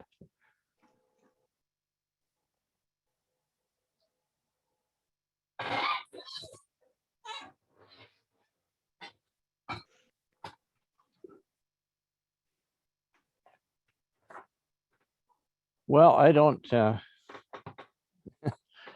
well, I'm waiting for everybody else to get organized. there is, if I look in general government, there is, there are a couple of items just right at the top of page, well, the second page of attachment A. One of them says contingency professional drawings, and the next one says water testing. I have no idea what those are or why they're there. Is there some? Is there any? It looks like they were something that might have been used in the past, but isn't used anymore. Is that? I would expect to find both of those things somewhere else, if there were in fact expenditures. There's no Through you, Mr. dollar amounts attached to them. I'm just wondering why they're there. Through you, Mr. Mayor, they may be there. If we delete them, then we wind up deleting the historical information because that spreadsheet goes back a number of years. And that's really probably the only reason. I thought I got most of them out of there, but looks like 2 of them are still residual in there. Okay, thank you. So they're carryovers from the past. Let me flip through these pages. The first section, of course, is general government. And you can see there's details, a lot of this is operation of the office, telephones and postage and insurance and all of these other things. Are there any questions in the section, in the general government section, which ends on the second page of attachment A? Mr. Mayor, I have a question on 16155. Under general government service, it's admin / fire debenture payments of 120,000. I guess that's just totally paid off in this year. Is that correct? Through you, Mr. Mayor, yes, it was paid off in 2020. Oh, yes, 2020. I'm a year behind myself. Thank you. Okay. Anything else under general government? So the next section is protection to persons and property, which starts off with the fire department and goes for a couple of pages of details with respect to the fire department. And then we'll see some items that are under other protection that are on the 5th page of the attachment A. But are there any questions in our fire chief is on the line if you have questions about this?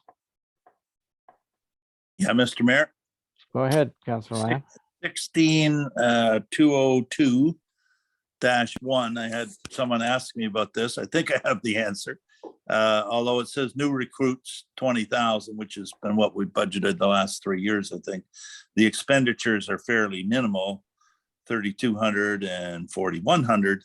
But I explained that there were some retirements in the fire department. And when we go to equip new fire candidates, it's fairly expensive. So that's why the 20,000 is in there. Do I kind of have it directed to our fire chief, please? Thank you. Go ahead, Bob. Yes, through you, Mr. Mayor. Yeah, that's exactly right. And that's what we use it for. And since COVID, we haven't taken on a lot of new firefighters, so we haven't actually used or replaced some of the firefighters that have retired. So yeah, that's exactly what that's for. Thank you.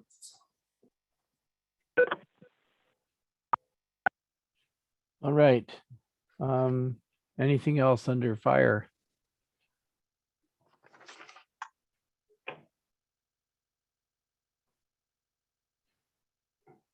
Okay, so what about other protection, which is on page 5 of attachment A, the 5th page? Page 14 of 35 in your package. There is an item there, I noticed, 16272 biosphere monitoring. It shows up in 2021, but it doesn't show up Once again, I am not sure what. I think I know what biosphere monitoring is.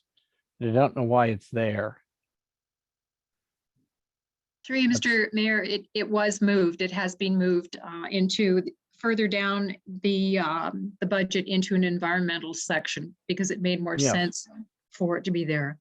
Okay. All right. So there is a budget then for it that we'll get to in a minute, I guess. Okay. Anything else under the protection group?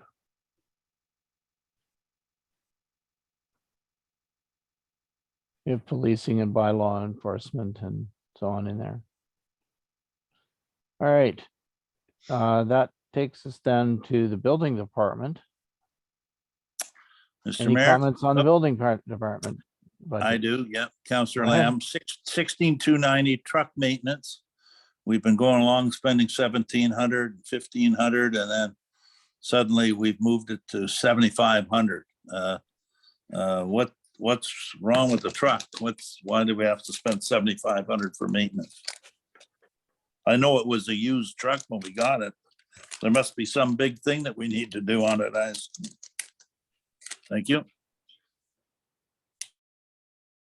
I can speak to that, Mr. Mayor. There was, the vehicle was in a bit of an accident the first week of January, and there was some cost to repairs close to $5,000.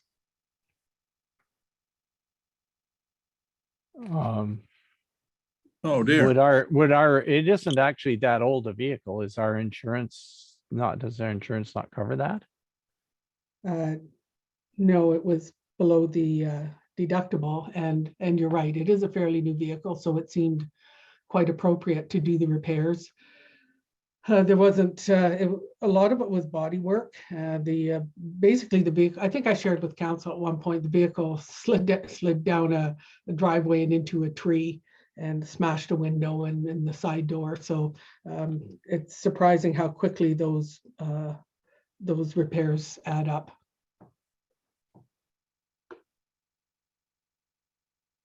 So that's accounted for in here because it's already paid for.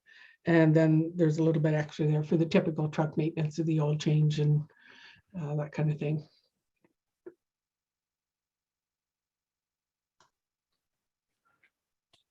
Okay.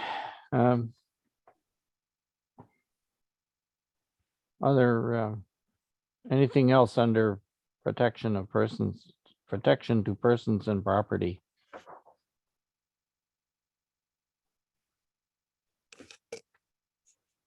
If not, next page is transportation services, and here we have roads and bridges and all such things for a couple of pages. Any questions or comments in there? Yeah, Mr. Mayor, Go ahead, Councillor Lamb. 16, I'm trying to look on the computer on my notes here. 16,375 gravel. Last year's budget was 171,000. We only spent 142,000. And this year we put in 150,000. With the asset management plan and the roads needs study that we've all quoted as, many of our gravel roads being in poor shape. And I know it's all not just gravel, but I just wonder why we would be reducing our budget on gravel from last year's 171 down to 150. Why aren't we putting more gravel on our various roads? Why are we putting less than the budget? Thank you. Who would like to take that one? David, go ahead. If I may, thank you very much, Council Lamb, for that comment. I do appreciate it. Last year, we did put out a large amount of gravel in relation to other years that we put out. There was quite a bit of gravel that was hauled by our trucks. We did turn the tires more, which did cause, I did use a little more labor costs to do that, a little more fuel. I did use more fuel, more labor costs, more maintenance to use our own trucks to haul them where I could. So that was offsetting the cost. So then I had to spend a little less on the actual purchase of gravel. But rather than having it hauled by other trucks, there were certainly times where it did make sense to use our own equipment and our own people to haul into different projects, different areas that did require it. So we did get better value, more gravel out on the road in doing so. And that money was just shuffled around a little bit because I had to cover the costs of the fuel, labor, and maintenance that was involved in doing so. So the value is there. It just it's not all in gravel. I can't put the labor or the fuel and maintenance in that item. I hope that answers your question. Respectfully, it doesn't. I just think that, you know, when council decides that we should spend 171,000 on gravel, that whatever account should flow into that account. And I think you're trying to say it's elsewhere or something, but again, I expressed the concern that we're putting, or it appears from a budget standpoint, that we're putting less gravel in the municipality than we did last year from a budget standpoint, and that concerns me. So I don't know whether it concerns other people, but you know, our gravel roads are in desperate need of repair, as shown in the roads needs study. I think it said, and don't quote me, but you know, 26% of our gravel roads were in poor shape. And I don't think it's the time to put less gravel on them. So, but if that's what council wants to do, I guess that's what they want to do. If it were up to me, I'd be keeping it at 175,000. I wouldn't have it at 150, but anyway, thank you. If I may, I think what I think what our manager of public works was trying to explain was why we had in the budget 171,800. That was what we anticipated the gravel would cost on the basis that others would deliver it. His explanation was why it only showed up as 142,495 because the cost of the gravel was lower because we trucked some of it ourselves. So that explains the difference. It may not explain why the 2022 budget is 150,000. I guess the question is that I would have for our manager of public works is, are you anticipating still getting perhaps $180,000 or something worth of gravel doing the same thing next year or not? I mean, are you going to apply the same approach in 2022, or are you, and therefore we're really getting more than going to get more than $150,000 worth in terms of what it would cost us if we paid for it to be delivered? Is that the explanation, or are we in fact, I mean, just think about how much gravel we're actually spreading. Is it different from what we spread last year, what we're proposing to spread in 2022 or not? It would be along the lines of what we got last year based on the purchase price. Mind you, last year, I firmly believe that was an exceptional year for low cost gravel. There seemed to be a very aggressive contractor. One of the contractors gave us a very aggressive price. And that being said, it seemed advantageous to haul as much as we could at that price. So therefore we did. Going forward, 150 is lower than the 170. So, But Mr. Mayor, just what the road superintendent just said, we got a big break on gravel. Don't expect to get it, you know, this year. Speaks to my point even more. But anyway, maybe I'm I know we got to move on. Those are just that's my position on it. I just we should be putting more in gravel, but anyway. All right, Thank well, you. let's just put a flag we can perhaps have some more. Have staff take a look at that one since it's, Mr. Mayor, one comment on that. go ahead. The Schedule E addresses gravel on our roads, gravel plan for 5 years. And I noticed the same as as Councillor Lamb did. The numbers were a bit different from year to year, but when you go to that Schedule E at the back, which is our 5-year gravel plan, it's shooting for 150,000 and it's showing where it's going specifically on different roads. So that's good to see. And I think that came from numbers coming out of the asset management plan, 150 per year. If I'm not mistaken. Thank you. Okay, thanks very much. We'll just, all right, I just highlighted that one. Are there other ones in this particular section on transportation that you want to raise? All right.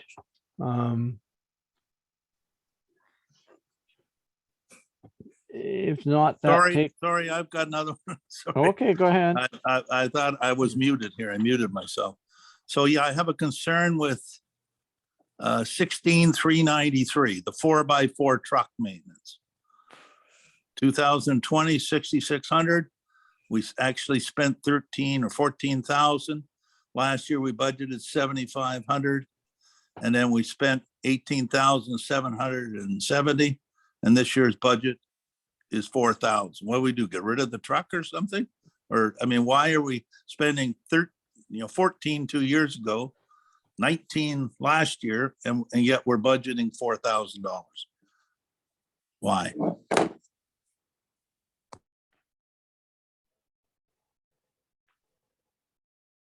If I may, David, go ahead. through you, Mr. Mayor, Yes.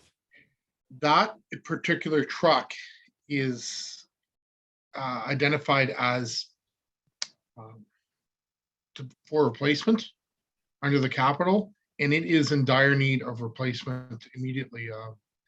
It does need more maintenance. The electrical seems to be a big problem in that truck, and it will cost more money. So it is captured in the capital. We do need to replace that truck. Otherwise, we'll have to spend money on it. It is one of the trucks that has the plow and the sander on it, which we did put into last year. So it will go into a new truck. A new truck are hard to come by, but to spend this amount of money on maintenance is just not. It doesn't make sense. The truck is older. It's 2015, and it just needs it's an expensive truck with a lot of maintenance, the diesel itself. So we are reviewing whether or not we actually need that diesel to go with something maybe a little more cost effective with the more efficient gas trucks right now that will require less maintenance. So what you're saying is you're getting rid of the truck, and I assume when I look in the capital, there's going to be expenditures for the replacement of a 4x4 truck. Is that right? Yes, and we need, yes, that is. Okay, as long as it's in there. Thank you. Okay, thank you. Under, so anything else under transportation? No, okay. Environmental services, which is Again, basically sorry, I muted, now I need to go back again. Freightliner, the same thing. Right, were we replacing that one too? 18,402. Again, the maintenance, 14,000, 18,000. Last year we spent 43,000 and we're putting in 25,000. So are we replacing the Freightliner? The tandem?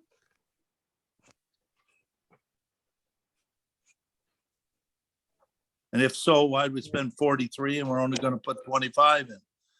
The last 2 years, we've spent 30 and 43,000. 25 seems light to me if we're keeping the truck. David, It's my best guess that some of the bigger maintenance items that have been plaguing this truck over the years has been looked after. And this truck does cost a lot of money to maintain, but some of the issues, the ongoing issues, we've seemed to have, I would say, gotten ahead of them, doing the proper maintenance. They've been very difficult maintenance, but they've been done. So my best guess is the truck is in a little better shape than it was the last couple of years, mechanically. Wow. And my best guess is that it will cost a little bit less.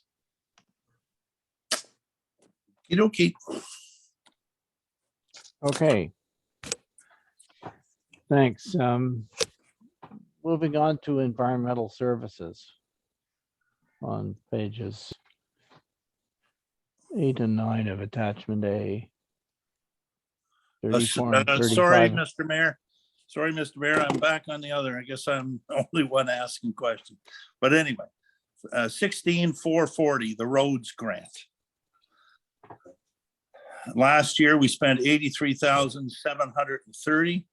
And our budget was 83,749. So we spent it all because more and more roads are coming on, I think. And again, just to leave that the way it is, I would propose that we put in, our salaries went up, our cost of living has gone up. We're taxing people 3.5% more. We should be at least looking at a 3.5% increase in the roads grant. And when it comes to that, if council does not want to do that or increase it, that's fine. I will ask for a recorded vote, of course, on that particular item itself. So I would ask that staff review that because it's a very, very important program in our municipality and it needs to be funded. So thank you. And before I forget, in case there's another one, 16,444, is that the next section? Yeah, that's the next section. So that's all I have. Thank you. Okay. Thank you. Let's move on to environmental 16. You had 16,444, was it? Maintenance of, miscellaneous. Yeah, I had the landfill wages are just all over the place. I mean, what the heck, right? We're budget was 133, we spent 110, 134 for 21, but we only spent 68. Now it's at 90. That line makes no sense to me, but I'm sure, I don't know what's happening, but our landfill wages budget versus actual are all over the place. I suspect it's got something to do with reallocation or whatever, but maybe someone can explain that to me. Thank you. Sure.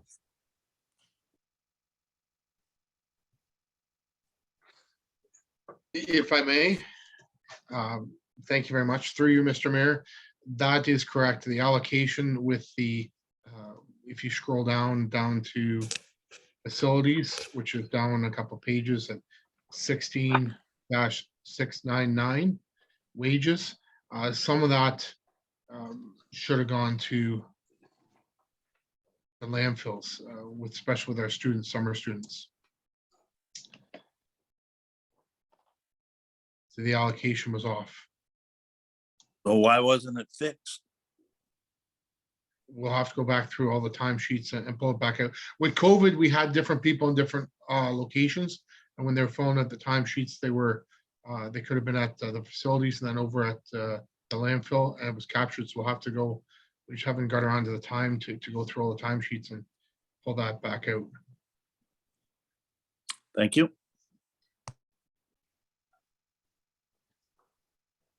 But if I could follow on to that going forward, I mean, what's the proper amount to budget here? Are we assuming that we're going to allocate these costs to the wrong cost center? And if that's the explanation for the discrepancy, are we going to continue to do that going forward, or is this? I mean, help me out here. Why would we not simply go back to the budget and assume that it's like, I mean, it's. Excellent, What excellent does it question. really what does it really cost for the landfill if everything that was, all the labor that was expended at landfill was charged in fact to landfill? Well, Thank you, Mr. Mayor. What we've found is COVID was it was a challenging time. We had our numbers go up in the off season quite a bit, especially up at Alds, and they were quite high. Through the summer, we end up running with less staff at Alds. We weren't running the 2 people as much during the summer, and we're looking to do that again. I don't think the demand was there to have 2 people there at all times as much as we did. So we're looking at running efficient. So we're talking about our summer students staffing is what I'm talking about specifically, if that makes sense. so so what you're saying is that the 90,882 or 862, I guess it is what the cost of labor at landfill should be expected. It's not, that's a valid That's number. right. You expect. That is, looking at the numbers, Okay, proper number in there to match the actual staffing that we plan to have, that match that. There's going to be a little less staffing at all when it doesn't require 2 people. okay, thank you.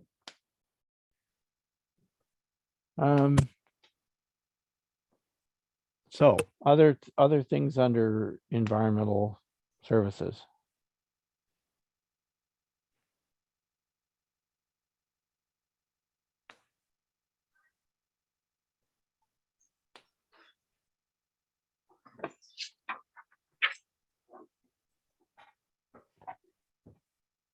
I guess something that struck me as I went down the list is that and I see the Benthic monitoring is there. Thank you, Madam Treasurer. I guess I question why lake planning is there. Lake planning, it seems to me, is, I mean, it's much more than environmental services. Lake planning is planning, in my view. I guess I would argue it looks like it's a new budget code. I would assume that it would be under planning, but not here. But that's just a comment for your consideration. I don't know if there are there any Mr. other? Mayor, Yes. I can probably speak to those few charges. Those are all expenses or planned items from the Environmental Stewardship Committee. When we submitted our minutes from our December 8th meeting, there's a little bit of a summary of some of what the committee wants to do in 2022. And those are all the expenses for that committee. So you've got the Benthic monitoring, you have the ice cap all in that little section. Lake planning is something that I've been speaking to our CAO about, that the committee is interested in pursuing as well. And then the miscellaneous covers items to do with the Mayor's Monarch Pledge and different educational programs that we want to do with regards to septic, like septic education and that type of thing. So that's just a little summary of what those items are that have to do with the budget for the Whitestone Environmental Stewardship Committee. Okay, well, thank you, Councillor Gorham Matthews. My next question was going to be, where are the costs for your committee? Perhaps we should call it Environmental Stewardship Committee then instead of lake planning. That's all I'm suggesting. I think it's perfectly reasonable that there should be costs associated with those things that you mentioned, and this is the right place to put them. I tripped over the title of it, I guess. Anyway, anything else about, before we move on, are there any other? Mr. Mayor, it's Scott Nash. I think you're in the committee of a whole. Could I ask a question regarding the environmental? Yeah, sure, go ahead. My question was just, and I don't have it in front of me, I was wondering how much it cost to chip all the brush and wood that was dropped off. I think everything got to the Ald's landfill, and I was just wondering how much that cost, because I understood they couldn't burn it because a pile got too big. So I was just wondering how much that cost the taxpayers, that's all. Thank you. I will ask our manager of public works, David, if you, where I think it is under 16,472 brush grinding. And I see $9,016 spent last year and the budget this year of 9,500. But am I right? Is that where it is? I believe you're correct. Yeah, that's the item that it was put under. That material will now be used as cover, which you'll see if you look down the list, you'll see for cover, the cost has gone down. So we plan on using some of that material, or that material specifically, as covers. So it should save, as it breaks down, it should actually take up less room, breaking down organics rather than putting sand on it. But it is acceptable cover, and we plan on using that as a cover material. Okay, thank you for that. Thank you. Okay. Next page, page 10 of 15, we have health services, which are our operating levies from the North Bay Mattawa District Health Unit, and our ambulance levy. Not much we can do about those. They're what they are. And then we have cemetery. Anything on that page?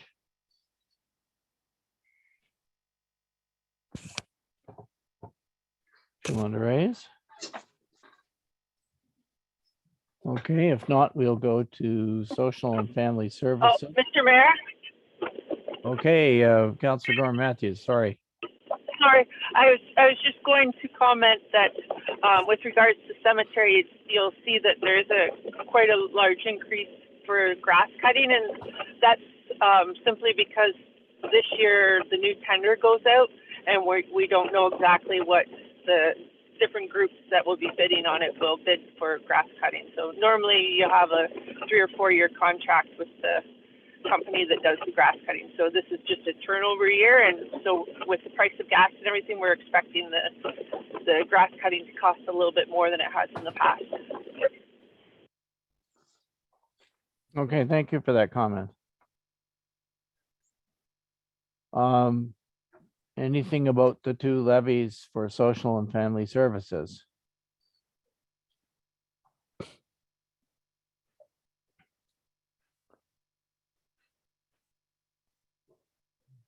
You'll notice that DSAB is fairly flat.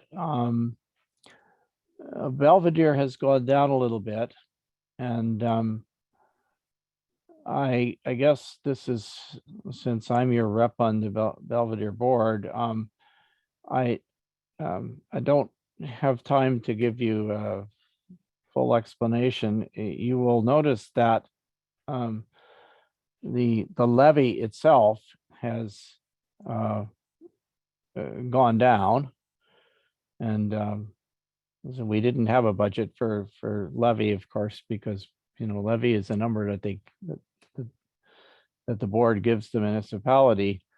And you'll notice that it went down though between 20 and 21, and it's kind of in the middle here, kind of gone up a little bit. But just so you're aware, what happened, as you probably know, is that the operation of Belvedere was essentially turned over to the West Perry Sound Health Center, to the Lakeland, which already operates the Lakeland facility that's part of the Perry Sound Hospital complex. And in the process, they were able to get some fairly significant operating efficiencies, and at the same time to do a lot of improvements. And I mean, I don't want to take the time to try to give you a report right now. You'll get one, a more detailed one soon, because we're just in the process of waiting for a response from an application that we made to the government of Ontario to essentially turn back the license for that facility. But in any case, it's been a very, very successful year for Belvedere. But the thing that that we need to keep in the back of our mind as an owner of, because we still own it, own the existing facility, is that there are some folks in that particular residence who have what are they are essentially life leases. These are there's a portion of it that is essentially a seniors retirement facility, and people had purchased life leases. And in the belief of the board is that this will that when the dust settles on all of this, the facility itself, the property itself, will be sold and developed into something else, and that accommodation will be provided elsewhere, possibly on the West Perry Sound Health Center site, because there's still a undeveloped portion of that site that there's consideration to things that could be done with that. So, but they will be offered other accommodation, and in some cases, perhaps they will simply be paid back what they paid for their life lease, and they may end up going and move in with relatives or do whatever. So there's a bunch of different things that will possible outcomes with respect to the folks who are currently housed in the life lease units. But until that is all resolved, the owners of the facility do have a potential liability. And what the other municipalities have done, and we didn't do it last year, but when we were given effectively a rebate of what we were expected to have paid, because the board is not allowed, it's kind of analogous to what we were talking about earlier with our building services fees. The owners are not allowed to keep reserves beyond a certain point if they have a surplus in revenue over expenses. So that's why money was turned back to the municipal owners. But what the other number of other municipalities did was they simply put that money, they didn't take it into general revenue, they put it in a reserve. And the reason for that is that there could be some temporary expenses that will be occurred as this matter gets settled down the road. And it's possible then that there could be, the levy might end up temporarily going back up or something before it all gets resolved. So just kind of to give you that idea of how it affects the budget, the current budget is the best estimate of what what is reasonably expected for 2022. But it's hard to project that into the future until we know that the government is prepared to effectively take back operation of that facility from the owners and transfer it to somebody else, in all likelihood West Perry Sound Health Center. So anyway, that's It's just a little bit of extra background on that particular one. Anything else before we go on to facilities? All right. We have facilities on page 11 and 12 of attachment A. Anything you want to, Mr. Mayor, I have a couple quick ones. good? go ahead, Councillor Woods. Item 16761 and 16762, Maple Island Park supplies and building maintenance. We have a potential budget here for $150. We did have some issues out there with some missing patio stones and whatnot. I just figured I would take the time now to ask the question if that was rectified. Was there any new stones put in? And I've had a couple people out in Maple Island asking if we could maybe get some more sand dumped at the bottom of the swings and the volleyball area there. Make it a little bit safer for people using those two areas of the park over there. And I don't see anything in here. Is there any idea if we're going to be doing anything like that out there? Mr. Creaser. Thank you very much. Through you, Mr. Mayor. We are planning on getting access into the park. When we come off Maple Island Road to enter into the park, there's a ditch dip there. We're going to provide access to our trucks. It's quite soft and hard even for our lawnmower to get through. So we do have to clean that up and provide access for bigger equipment to get the sand in there. But that is on the plan, the docket for this year. The patio stones do have to be installed at the same time. It's about $80 for the patio stones that need to be installed. I have not heard any update on that. We did have some patio stones stolen, maybe 14, and the OPP did lay charges after exhausting all options to get them back. We really tried to get them back, but we were not able to get them back, so we have to purchase new ones to replace those. So there is a little bit of maintenance that's going to be done up there. There's an old building there that looks like may need to be taken down as well, that we're looking at doing up there. But that's in the plan. Providing sand from our pit, I didn't include a number for that. It's just through park maintenance. I was going to do it right through that item. Okay, thank you.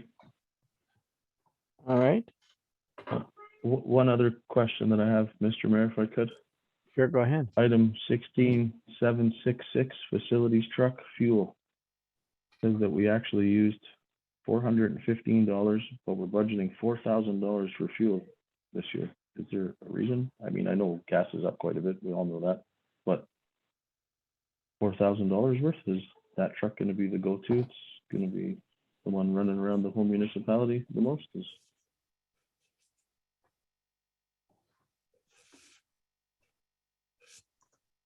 David? Yes, thank you. Through you, Mr. Mayor. It looks like that we had two items there for the same truck last year that was put in place. You'll see a used truck, which is not a good way to identify a vehicle. So the facilities truck is the Colorado that we do use quite a bit. It's the students use it. We use it. It does get around the municipality. We have a large municipality, and the fuel that's burnt is unfortunately is not cheap. So that does appear to be about the amount we used. If we just go down to the one item, which we plan to do, just have the one item in there, then we do plan on spending about $4,000. Okay, thank you. Thanks for clarifying that one. I just saw that huge jump and didn't realize. Thanks for the So answer. are you putting 16395-1 and 16775 into 16776? Is that what's happening? Yes, I'm just trying to follow the numbers. Yes. And we have the two numbers there, and it's unfortunate. And I'm not sure how without losing the history of it, we may just have to change the names on them.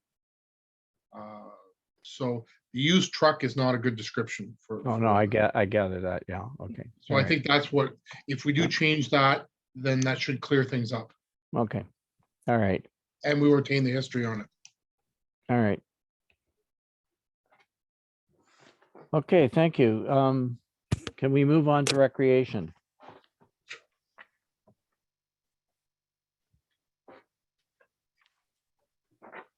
Want to make sure we have time for the capital budget because it's perhaps going to be a subject of more discussion.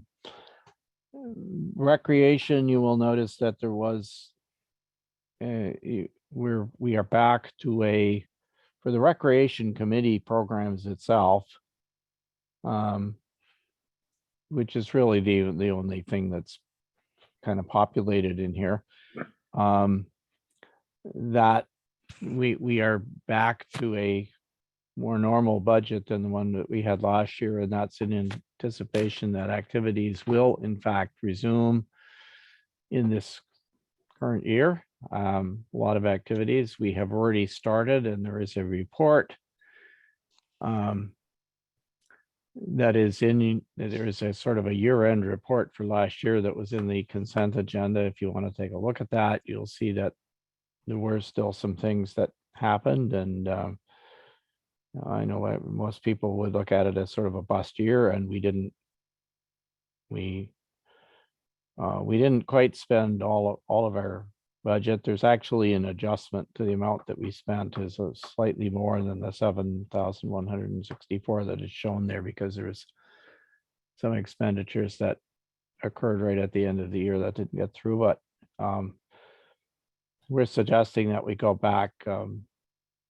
Things are already opening back up. WalkFit has started. We've got pickleball running in the community center as of a week or so ago, and there's more things coming. So if anybody's wondering why did we go back from the 10,000 to 22,000, that's the suggestion there. You'll also notice that there is an item for the swim, a separate item there for the swim program. We are looking then, and the CEO clerk has taken some leadership on this, but we're looking at how we can offer the swimming lessons that have been offered previously, that the Lions Club used to pay for, and told us they would not be able to do so going forward. So anyway, any other questions about, well, anything on that page, recreation, after school program, thrift shop, any of those items?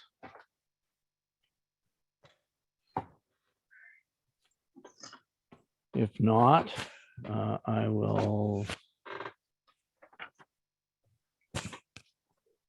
That would take us, I guess, to library.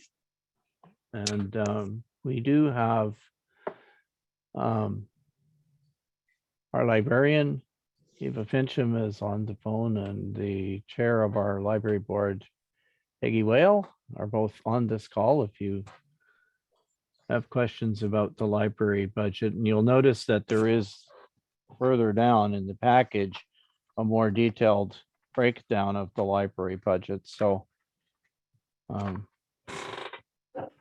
you know, since we're here in at the high level items, if you have questions about that, that is attachment. What is it? Sorry, I'm trying to find where it is. Thank you, Mr. Mayor, it's attachment D. Attachment D, sorry, yeah, I couldn't find where the name of the attachment was, but yeah, it's on to where it's right towards the end of the package there. But anyway, are there any questions that you have about that or comments about that particular budget? Mr. Mayor, just a comment, I guess, more than anything. Go ahead. You can see a difference in the actual cost for running our library from 2020 to 2021, but it's pretty well reflected in the Schedule D. It's quite well between expenses and revenues. It's quite well covered with the income and such in there. So I just thank Eva for, I assume it was her mainly putting this together with our treasurer. I appreciate it. Thank you. Okay, thanks. All right then, anything else before we move on? We have planning and development and economic development at the bottom of page 14 of 15, 23 of 35. Anything there?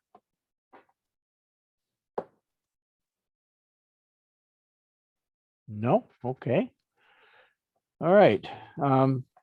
The last page, 15 of 15 of attachment A is simply the summaries of all the various items that we've been looking through then. So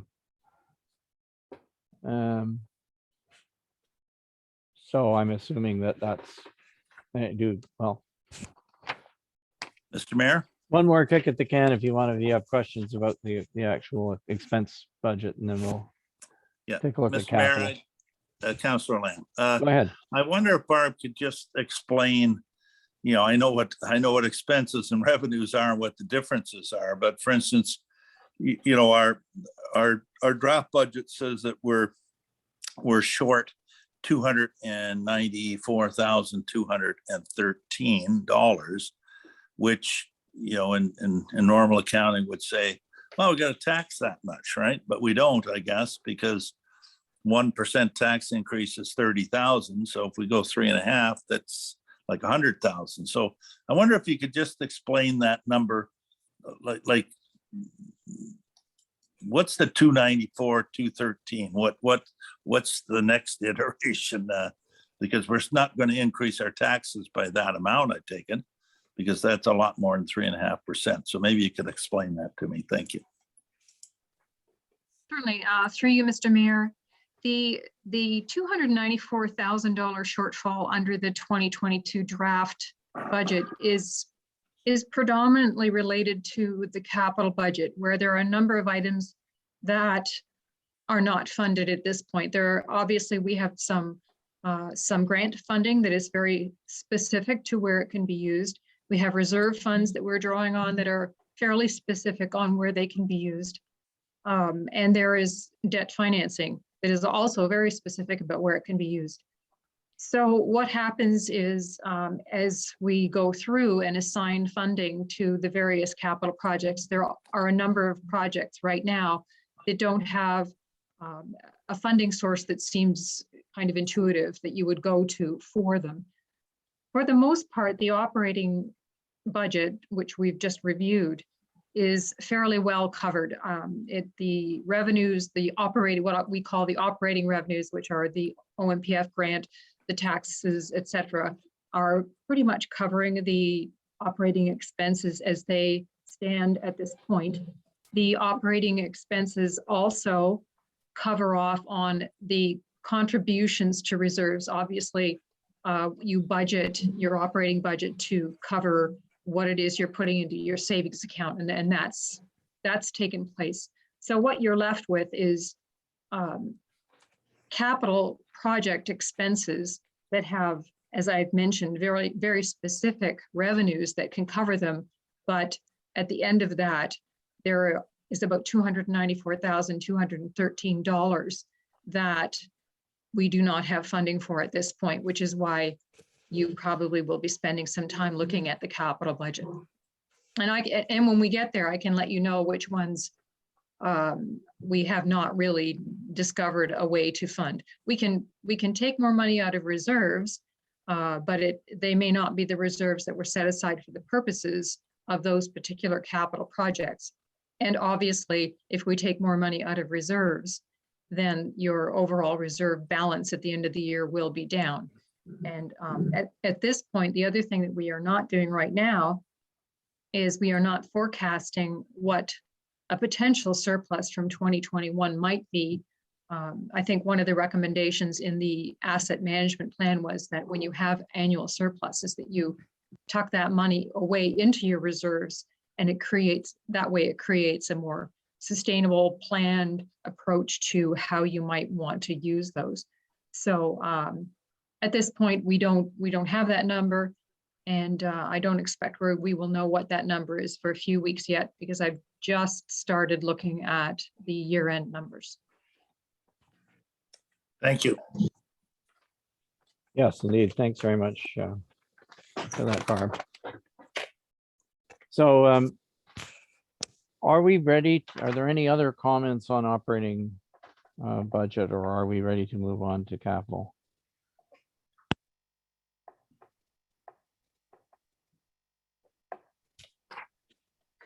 Sounds like we're ready to move on to capital, which starts on, well, it says attachment A capital, but this is on page 25 of 35 of your package, if you're looking at the numbers at the bottom in the PDF. And you will see then that there's a list of items, and I suggest that we just kind of go down them once again by department and ask if there are things that people want to want to raise, starting with general government. Mr. Mayor, if I could.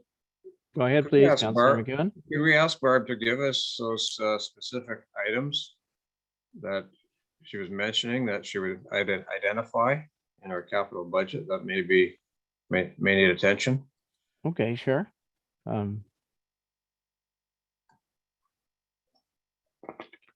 Okay, I'm just going to have to flip over to my spreadsheet here. So just a second.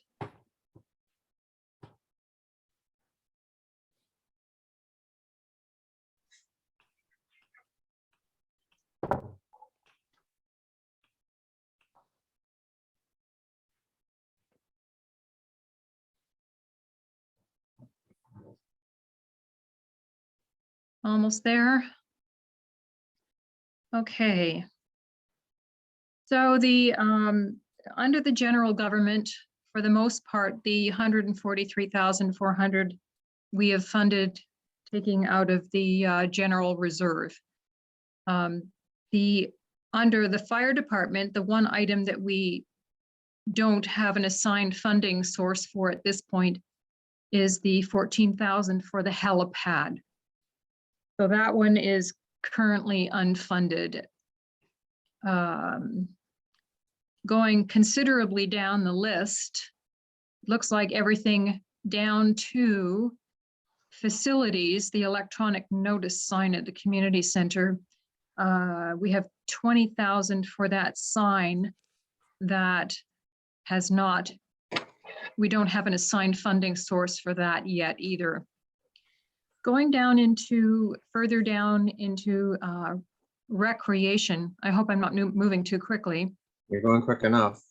Oh, okay, do you want me to slow down? So the sign, could you explain that a little bit? The unfunded sign at the facilities? Yeah, Okay. that one is, it's actually a carryover from last year, but it wasn't entirely clear how that was going to be paid for last year. So it's here right now without a, in other words, there is no reserve that is set aside for the electronic notice sign. There is debt financing that might be challenging through the infrastructure reserve funds. So that one, it's not to say that we can't find a funding source. At this point, I'm just saying that there is nothing that jumps out at me that is a funding source for that one. Okay, thank you. Sorry, Barb, if I could, how did we end up with the $20,000? I mean,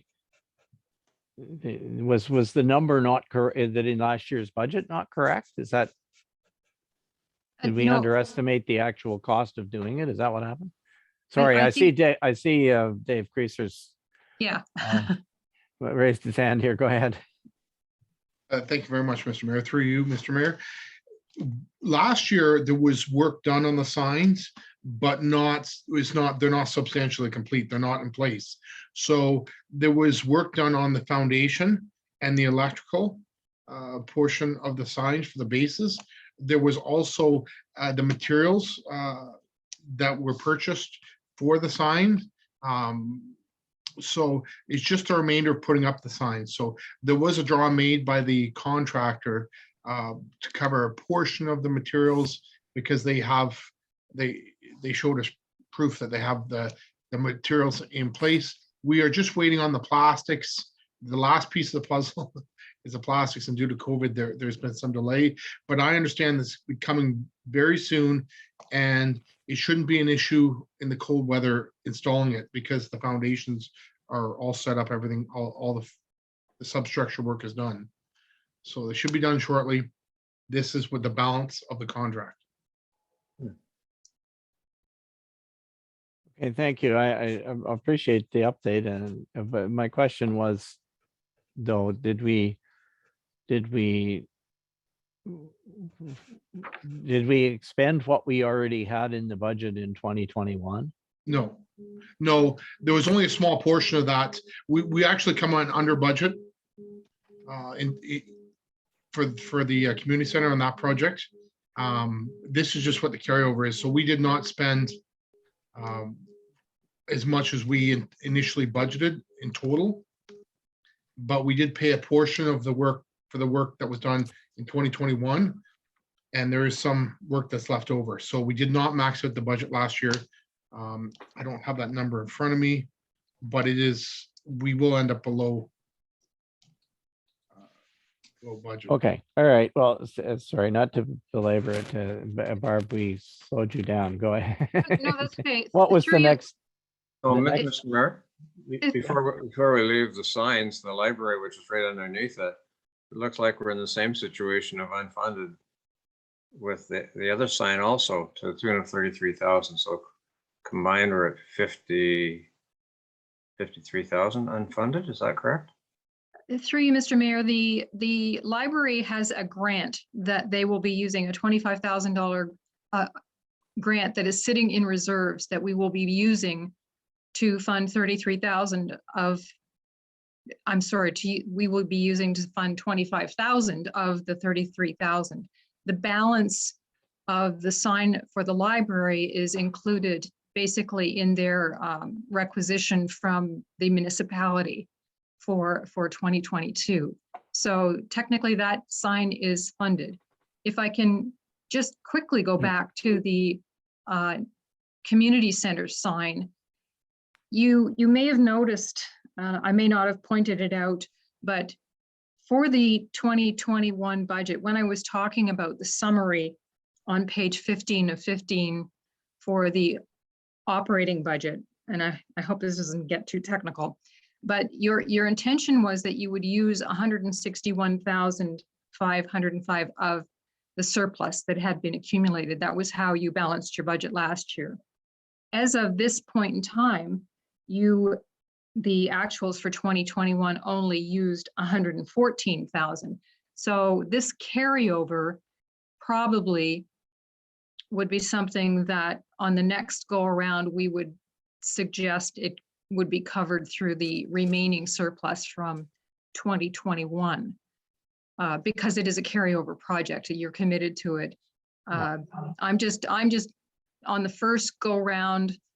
As I said, I'm trying to stay away from talking too much about surplus, but we will have another round where we look at these things. This one, as I say, it's a carryover. It would make sense that we use what's remaining from the 2020 surplus that was included in the 2021 budget to cover off on this one, if that makes sense. Yeah. Okay, thank you very much. I appreciate that.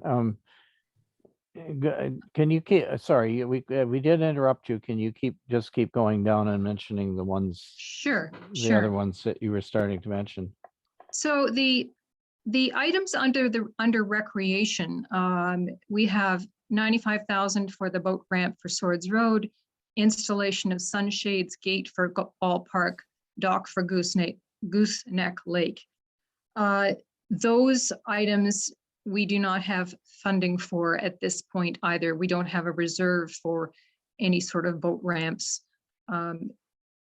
some of the, perhaps the sunshades and the ballpark gate is something that could be funded from your parkland cash in lieu, I'm thinking. But part of this is also council's consideration in terms of what do you want us to tap into to fund these projects, if indeed you decide to go ahead with them.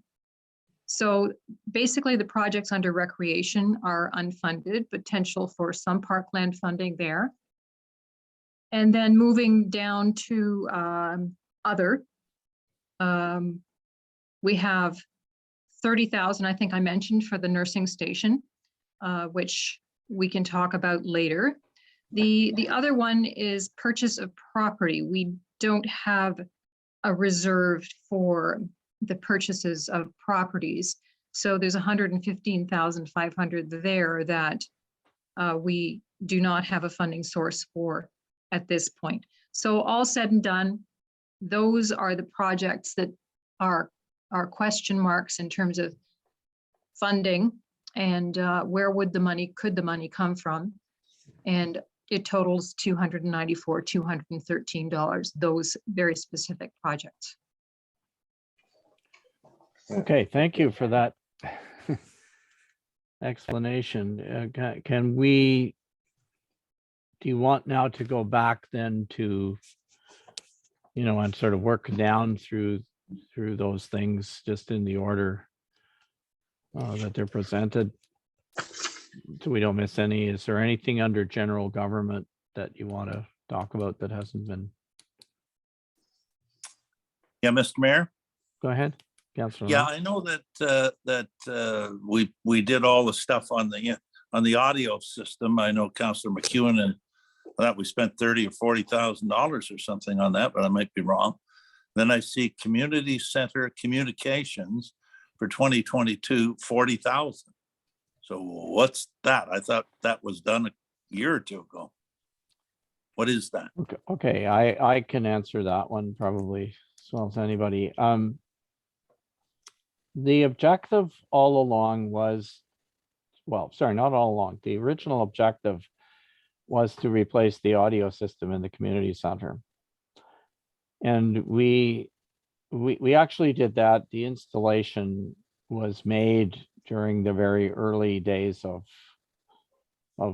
the pandemic, but when the community center wasn't in use. But of course, we realized at the time that what we were going to have to do was, or what we were probably going to have to do was to accommodate our essentially a hybrid council model, one in which people can participate in person and people can participate remotely. And the way that we sort of described the objective of that was that regardless of whether you were physically in the room in the community center or you were somewhere else, you are coming in over the internet. In other words, you should be able to see and be seen and hear and be heard by everybody. So everybody should be able to hear everybody else, regardless of where they were. Everybody should be able to see everybody else. And so we said, well, what do we need to do that? And by the way, one of the requirements, of course, was to be able to show movies and things in there. And so we said, well, we want a screen. So actually, in the installation that was done, when they were coming to do electrical work and so on, they put in mounts. The contractor put in mounts for a screen, which would go on the, when you'll see some, they look like sort of plywood blocks there, but on the wall, but that is to mount a screen that would go up and down electrically, a large screen. It's on the window side of the room, and a projector, of course, on the other side to project to it, or somewhere and hanging from, suspended from the ceiling or wherever to project to it, and so on. So the power and some of the electrical connections for those things were put in, but the actual devices were not purchased because they were not part of the original budget. We have now gone back and got a very rough estimate of what it would take to finish the job. And there are still some there's another requirement, which is that in order for this to work properly, we have to have better internet service than we have right now. So just keep that in back of your mind. But in order to finish the installation so that it would meet the requirement that I just described, we have to purchase the screen, and they are not cheap. We would have to purchase a projector that is permanently mounted, and we would have to connect it up to to the existing system, the new system that's been installed, and also to provide an internet connection to it so that remote people can get in. And we would need the ability, by the way, the other key piece of it is that we need the ability to pick up on video what's actually going on, so that the people who are dialed in, or say a Zoom call or whatever, they would actually be able to see who's presenting, who's talking, etc., and not just have a sort of a, like a one of those bird's eye views of a giant room where you can't really see anybody's faces or so on. So those are the expenditures that's a rough estimate. I'm hoping, to be honest, that it's a little bit high, but cost of equipment is cost of anything electronic these days going up because of the chip shortage and so on. So to be safe, I didn't want to underestimate how much it was. So that's what that item is. And just to conclude what I'm saying, my advice to council would be, if you really want to do hybrid, what I call hybrid meetings, when we come back to doing face-to-face meetings, if we want to really accommodate this remote participation in those meetings fully and be able to stream the meetings on video and so on, then this is what we would need to do it.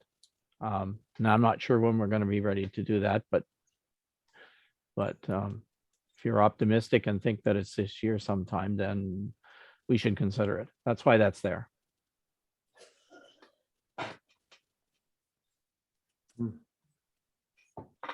Okay, so we're going down the list here. Sure. 45,000 for AMP facilities assessment. We just did the asset management plan that delineated out, what we needed to do, I thought. So what do we have to do now? Go study the facilities or something? What's that? Well, I think I'll let our CAO respond to that. But you kind of answered your question, or you started to answer the question, Councilor Lamb. Thank you, Mr. Mayor. Yes, that is correct, Councilor Lamb.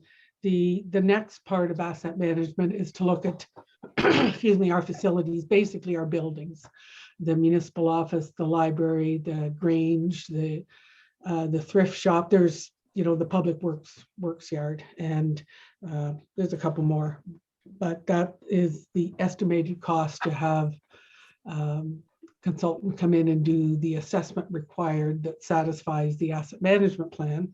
Once that's done in 2025, that information has to be then folded into the asset management plan. Okay.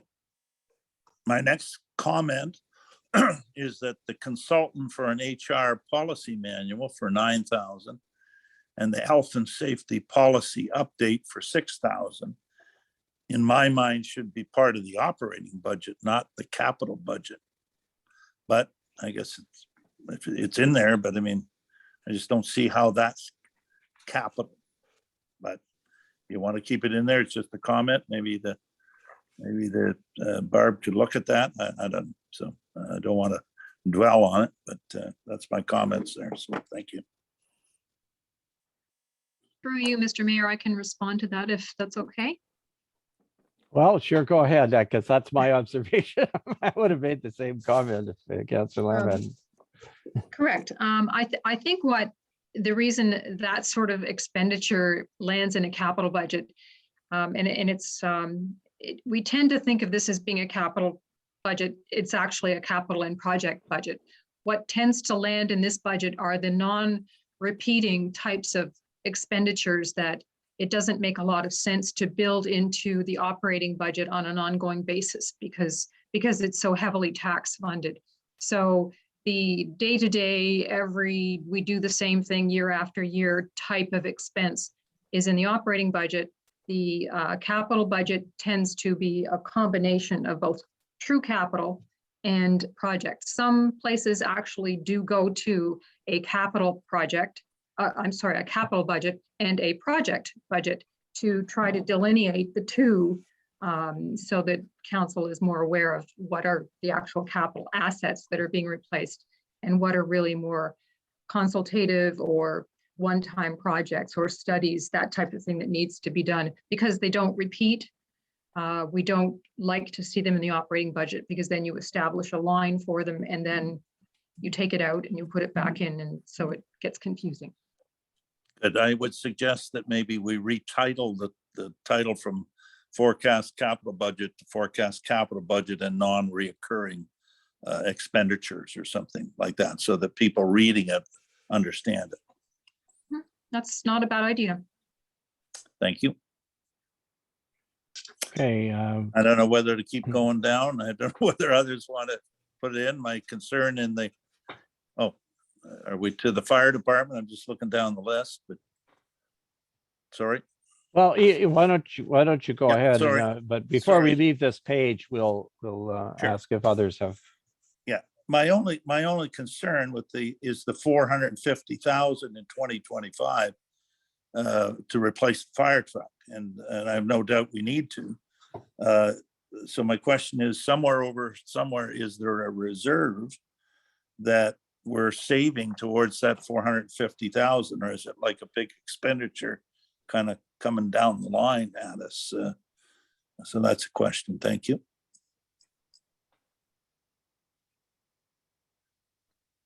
Barb, do you want to? I can Right. probably start that. Yeah, we do have a fire vehicle equipment reserve. Let me see. Oh, I'm sorry, it's the fire pumper reserve. The forecast at the end of 2022 is that we will have 171,118 in that reserve. You've been contributing to the tune of $30,000 per year for actually back when the first time I was here. So it's not probably going to get all the way up to 450,000, but it will make a dent in it, and the balance would be funded. That actually would qualify under the community infrastructure grants for debenture. Yeah. Okay, thank you. So is there anything else on page 1? Oh, sorry, I say page 1. It's page 25 of 35. It takes us down to, say, to the bottom of Public Works. I had, Then we're into roads Yeah. there's some roads and bridges ones. so there's an item, where's surface maintenance? Again, I'm sorry, I'm trying to flip between all these things. Is that on the next page? Says surface maintenance, $75,000. So again, I guess that's a non-reoccurring thing, right? Because I said beside it, why isn't that operating? Are Surface you talking about? Sorry, I'm in about- roads. Sorry, Oh, you're in roads. Okay.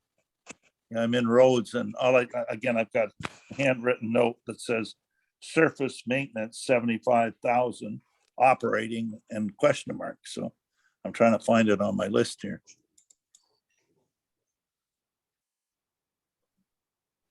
Where's 75,000? Maybe No, I Structure- see a is it structure 75,000 under structure. Structure maintenance. Structure Oh, maintenance. up structure under- maintenance.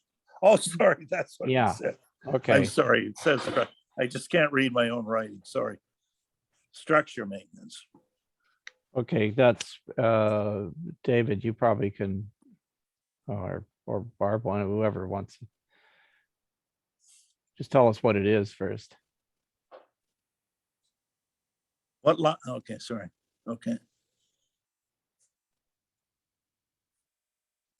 It looks like we might have lost David. I can I jump think in. I think we did lose David, yes. That's the way it looks. So if you could help us out, Yes, CAO. the structure maintenance cost center is related to the bridge investigations that we do every 2 years. And it's typically, it's not, it may be a deck or repairs to a deck, but it's often railing or approaches. And it's not the structure or the substructure, but it's the pieces of the bridge that need maintenance. There wasn't anything done last year because we were waiting for the bridge inspection report and we got it very late in the year. So it's a little bit higher this year than we would normally spend at 75,000. And David has suggested over the next 4 years and probably dependent on the bridge inspection report that we get every 2 years. So that's what the structure maintenance is. Okay, thanks. Can we go to the next page, which has facilities, recreation,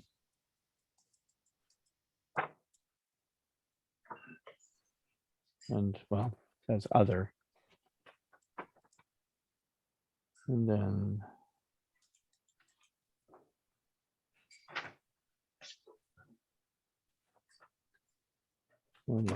sorry, I've got the pages out of order. That would help, I guess.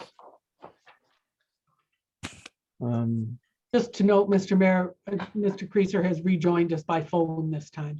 All right. Okay. Thanks for that.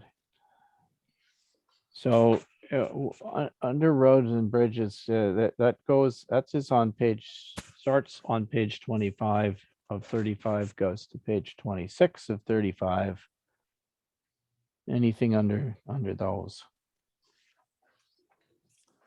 There's not a lot of, well, there are a number of expenditures, as you can see, about slurry seal and so on, and surface treatments, things of that sort for specific roads. You can see where they are there. And on page, the ones on page 26 are mostly off in future years. So you get a sense of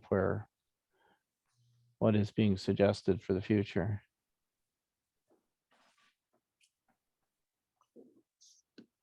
Okay. Not hearing any. How about fleet?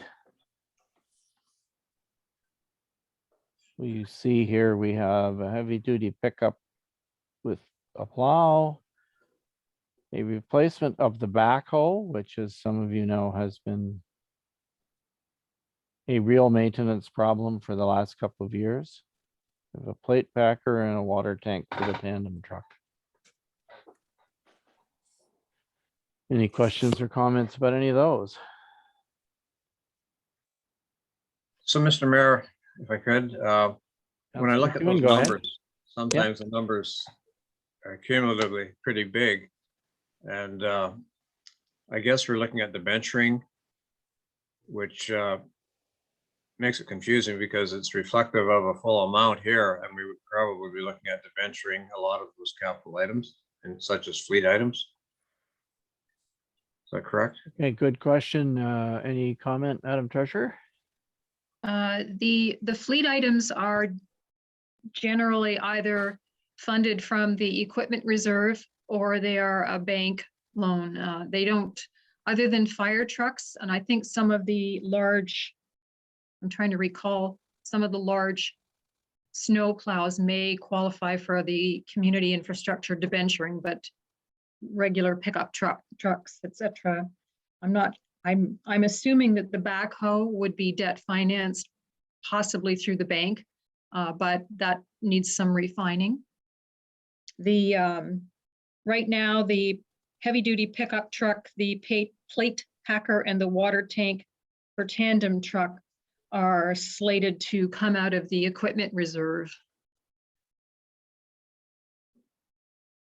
Okay, it's just difficult to get my mind around which are actual debentures and which are actual reserve money's If- available. It's, If you go to page 27, I know I'm jumping ahead, but I'm just going to show you a little summary. You go to page 27, at the bottom of that page, you'll see a number of things that are funded. And one column says reserve funding, one says debt funding, one says grants. And you'll see as you go down that page, you'll see towards the bottom, you see the equipment reserve, heavy duty pickup, plate packer, water truck, and you'll see that they are tentatively funded under that reserve column, the equipment reserve. So that is telling you where some of the money is coming from and what some of it is for. And then it continues on in the next page, okay. if that helps. Yeah, it does somewhat. It's still difficult to sort of rationalize where the bottom line there, we're going to get our $294,000 from, when it's a combination there of, you know, debentures and reserves and such. Because maybe the 294 isn't really reflective of unfunded monies or, you know, our shortfall. It, through you, Mr. Mayor, it's reflective of what doesn't have a readily available reserve, or likely may not be able to be funded through debentures or debt financing, bank loans. That's Okay. the 294 is really an indication of those question mark types of things that don't have a readily available funding source. Okay, that's good. Thanks, Barb. Okay. Okay, thank you. Perhaps we can go back to page, well, sorry, we were on page 26. Is there anything else on page 26 that you want to ask about?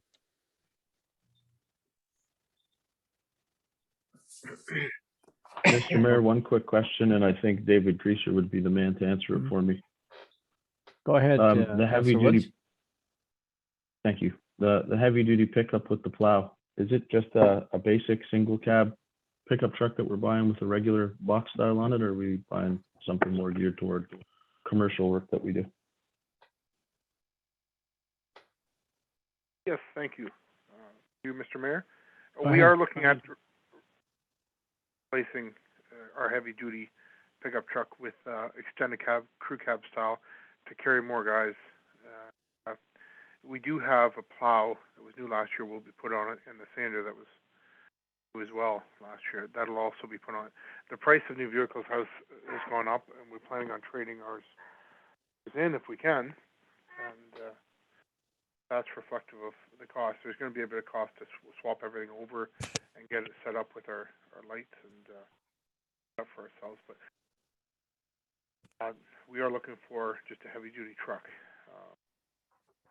Not looking for a big landscaping truck at this time. That answer your question, Okay. Councillor Woods? Okay. Yeah, sure did. Thanks very much. Okay. All right, anything else before we turn to page 27?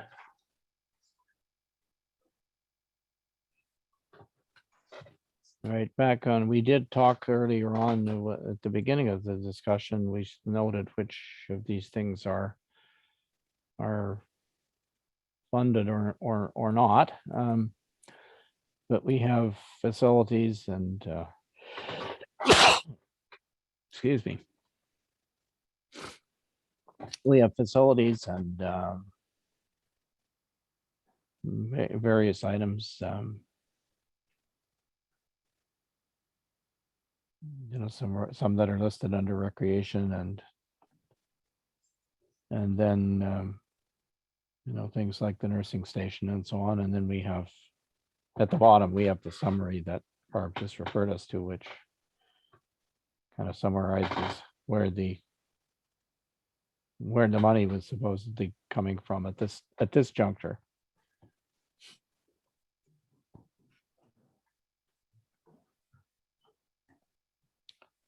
Questions or comments on this? Mr. Mayor, just a comment on the question, I guess, on the Pool and Wellness Center there. It's in under 2023 budget for 250,000, which we've agreed to go with as a municipality. I'm just curious if maybe we shouldn't be looking at maybe relieving the pain a little bit and financing by doing something in this 2022 year.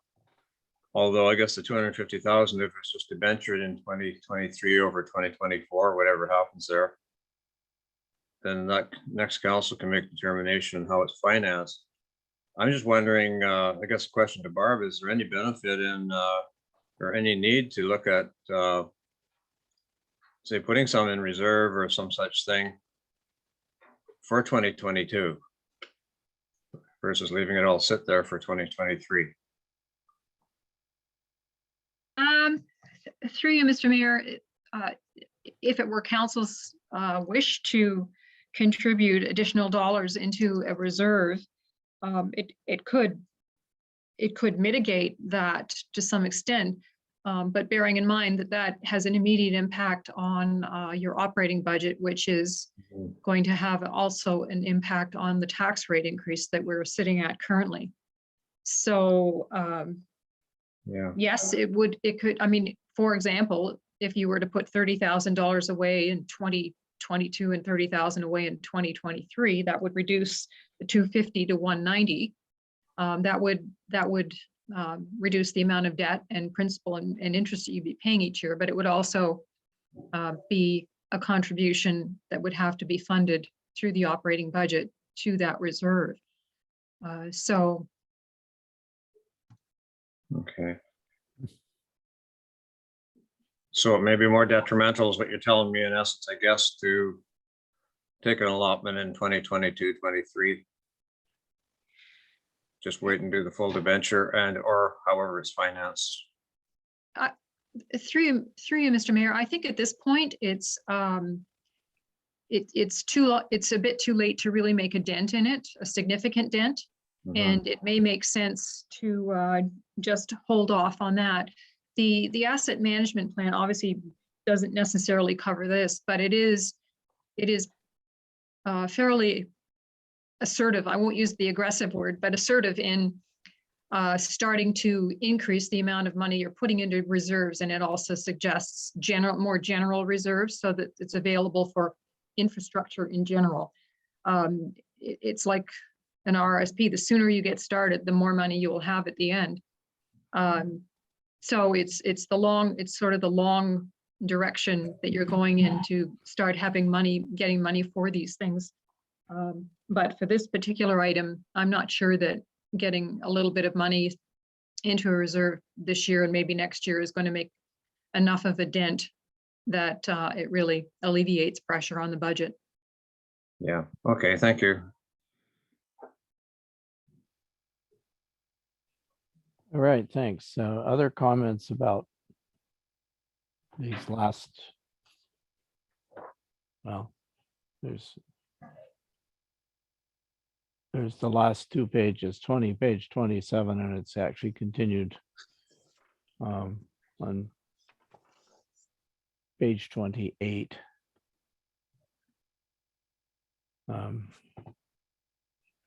Anything else you'd like to talk about? Yeah, Mr. Mayor? Yeah. And I know there was an email sent out that you sent out today, but the last council meeting, we heard from the people on Gooseneck Lake about a dock. I had suggested at that time that we look at funding the dock, and I think McGee Lake or McGee Road said they would maintain it and that sort of thing. I'm thinking that it'll be like $10,000 or $15,000. I think the rest of the council was pretty supportive of a dock out there, and I think we should proceed. I know the mayor that you have concerns about permits and that sort of thing, but I mean, if we want to accomplish this as a municipality, it's a public lake.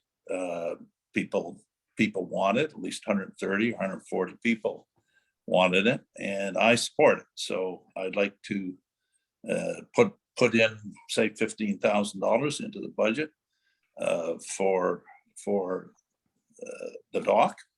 And again, if council doesn't want it, then they can specifically vote that down or vote it up. So I would ask that that be added to the budget.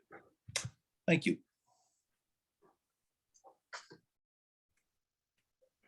Okay, thank you. If I To may, the capital, excuse me, to the capital budget. well, it is, there is 5,000 in the capital budget, which was put there as a result of the discussion that took place a week ago. Well, I would suggest we increase it to 15 then. Thank you. Okay, I guess my suggestion to everybody was that we try to see if we could find out what the actual cost was to once again, to address the requirement that people talked about at the particular time, which was to have something that could be used for launching of boats and also for swimming, which as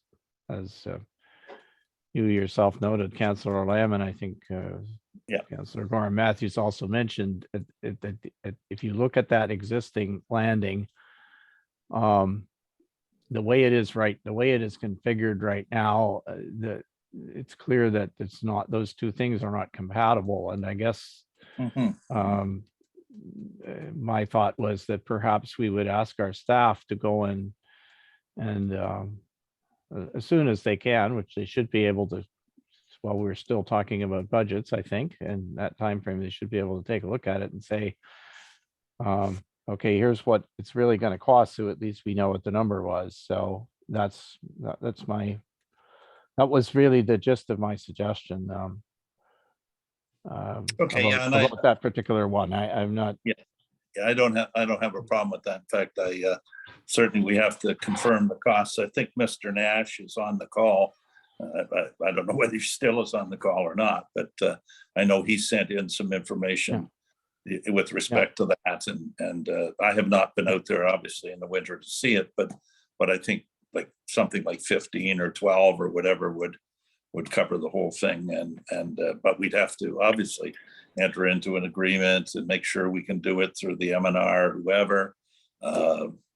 Is there a shore road allowance around Gooseneck Lake? Question mark. Does anyone know that? The answer is no, I believe. Okay. So we don't, or the public doesn't own the shore then? No. Okay, because I thought most lakes they did up in our area, but anyway, okay. Anyway, I suggest we put 10, 12, 15,000, something more than 5,000, so that we own the dock and they maintain it and we could direct staff to get it done. So and we just add that into the budget. And obviously we've got a little more work to do. I've got one more question after this, but I'll wait.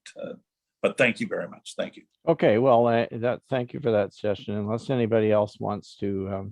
Mr. Mayor, just a comment. Yeah. I was pleased that 5,000 was put in as a holder, at least in the budget. I believe that's what the group back there initially asked for, was $5,000 to assist in a dock. And then we went to swimming and we went to the blasting and doing a whole multi-phase sort of scenario. Hopefully the $5,000 and working with them would move toward a dock initially. And then maybe it's going to take some time to just say we'll put a dock in there this spring or something. I don't think that's really in the cards real from a time point of view, permitting and all that kind of stuff. So I'm personally right now, I'm happy with what's in the budget. I'm supportive of them getting major improvement done to that area. Don't get me wrong on that. But it's a multi-faced sort of scenario, partly because of the logistics of where you could have a bit of a beach and a lot of things that have to be worked out. The blasting itself, if we think we can do something for $2,500, I'm not sure what you can get done for that kind of money when it comes to rock removal. from my experience, but so anyway, I'm supportive of what's in there in the $5,000 at this point. Thank you.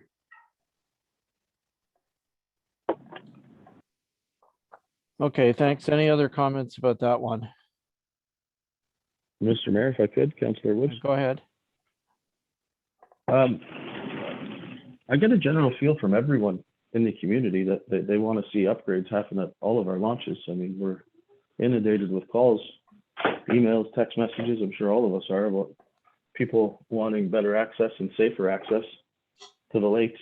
I know, the group was asking for a $5,000 donation, but I thought we were all on the same page as to putting a dock in and us owning it, and then asking, maybe one of the road associations or somebody even mentioned maybe talking to the Ardbeg Community Club about looking at maintenance of it. Just checking out the general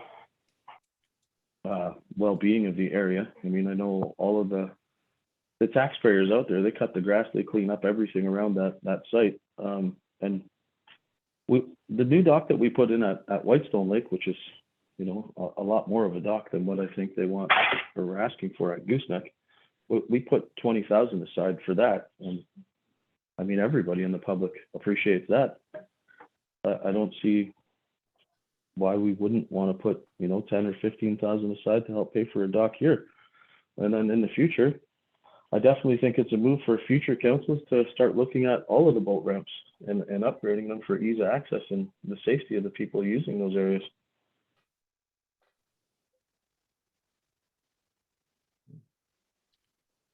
Okay, thanks. Thanks for your comment, Councillor Woods. If Mr. Mayor. it's I Scott Nash. suppose, okay, I hear you just a second. I guess the only thing I wanted to sort of reinforce was that we do, as you know, we do have some requests from other, we have a fair number of landings, all of which have at various times have had some requests for additional work. And I suppose if we were going to do this in a a kind of an orderly way, what we would do is take the approach that we talked about earlier with respect to Whitestone Lake and Wawashkesh Lake, where you kind of go and figure out, well, who is trying to use these landings for what, and how many people depend on them for various things, and what are the needs in terms of usage, and what is the likely volume of usage, and all of that kind of thing.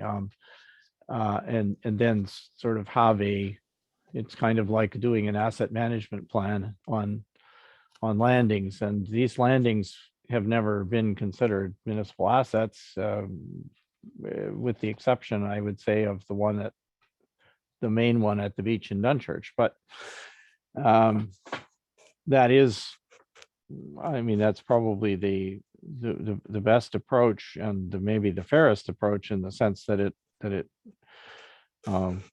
it avoids the situation where people come and say, well, you did this here, why don't you come and do it for me too? And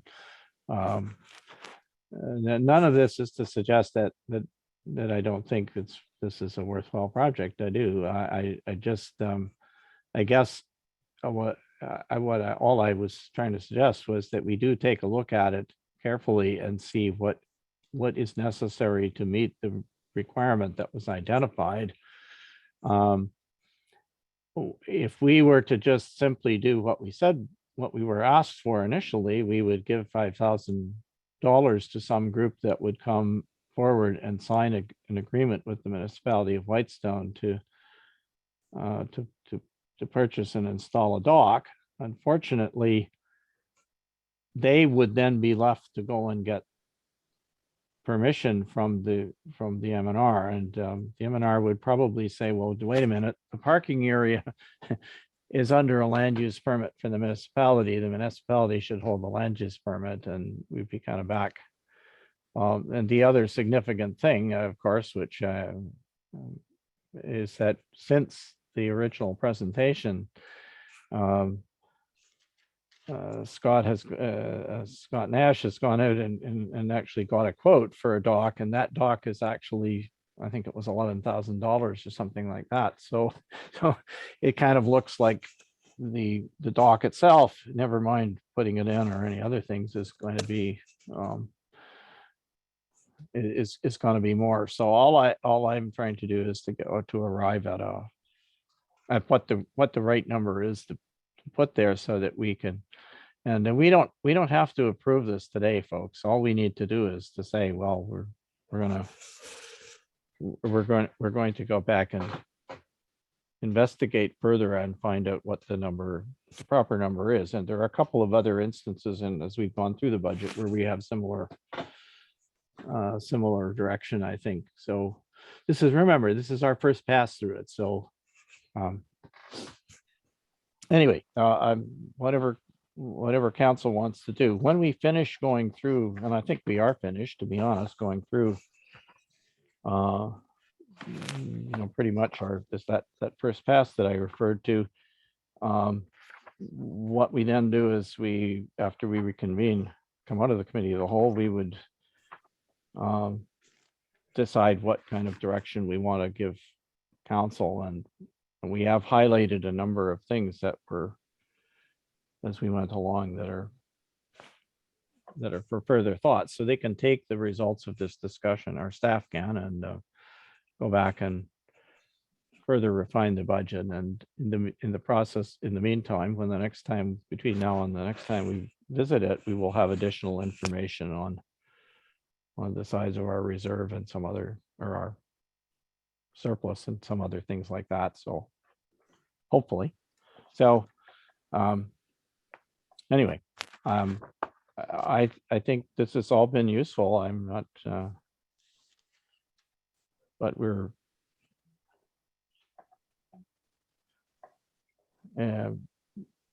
anyway. Are there any other comments that people want to make, and then we'll come back into regular session. Mr. Mayor, it's Scott Nash. May I speak to the doc? Yeah, sure, go ahead. Sure. Thanks. First off, on behalf of a number of people, we just wanted to thank council for putting some numbers in the budget for a doc. After the meeting, a couple of days later, myself, Larry, or Danny received a number of comments, and a lot of the local people were very happy to see it there. So I just wanted to thank all the councilors for that. First off, we hear a bit of background noise. It's raining really hard where I am right now. But what we've done after council meeting, based on some of the comments at the council meeting, was we reached out to the NIDOC supplier, which was James Way, and received a quote, which was, you were right, Mr. Mayor, about $11,000, which included the RAMs, await, lifetime warranty, delivery, and installation. It included the entire package. I'll call it was $11,000 and change plus taxes. And the reason that we got that quote was, when we originally asked for a $5,000 budget, it was going to be, well, it could be a dock that some of the contractors in our bank might be able to make. And based on the comments, it sounded like it was more, this would be something that the municipality would want to make sure to take over. And you talked about the maintenance. So we said, instead of somebody building it, why don't we go to a manufacturer that can offer a better warranty than some people in the community doing it? That's why we did that. We wanted to get the number right away, because I know Michelle would have to work on the budget and what we said at the council meeting. So that's why we've gone and gotten that, trying to help everybody out in regards to it. And I think there's a sorry to interrupt, Scott, but I wonder, I don't know about others, but I'm finding it a little difficult to hear you. Are you on a speakerphone or something? Is that better? Yes, it is. Is that Thank better? you. Yeah, so it's probably the rain in the background. So I just took it off speaker because I was in my vehicle.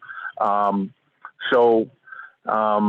think one of the councillors, and I think you'd alluded to it about the shore road allowance, and on the boat launch area there is a shore road allowance, which the municipality has, which would make it easy, or should make it easy to put in a dock. There was a dock there before. There's still the eyes, which I think Councillor McEwen alluded to, that he'd seen one of them. And you guys could, I don't know if you guys would have to order or issue your own building permit for it, but it would be something very simple. The agreement with M&R, I forget what it was called, that was taken out just to allow for the enlargement of the boat launch. And just to give some perspective, I know many of you know the lake very well. There's about 19 or it might be 20 water access lots, give or take. And lots of people come down, as you know, use it from the community, use it from the trailer park that's down the road. Again, we do thank all of you for supporting it. And the reason we'd given that quote again, just in summary, was simply because we thought, based on the comments, that it would be, you know, I'll call it more of a commercial dock than what we might have been thinking about as a simple dock. And I know you'd mentioned, Mr. Mayor, that, you know, the municipality or it might have been yourself is aware there's safety concerns there, right? So it'd be really nice to see this done as soon as possible to alleviate some of those concerns. And in regards to the rock outcrop, I even had a couple contractors reach out because we spoke afterwards and say they'd gladly do that portion, which might be $2,500, wasn't a lot, but it's not a very big rock that has to be removed. It's only a small portion, but sorry to keep you guys listening to me so long, but it'd be nice if the dock was fully supported in this budget, and I'll leave that up to you guys to speak to. And I know there is a parkland dedication fund that on, I think it's page 34 or 35 of the budget, shows that there's $140,000 there, and none of it's been allocated for this year. So there is more than enough money for the gooseneck dock or from any of the other items under recreation that can be pulled from that parkland dedication fee for the recreational items. So thank you for letting me speak, and I'll let you guys carry on because I know you still have a while left. So I appreciate you guys letting me speak. Thank you. Thank you.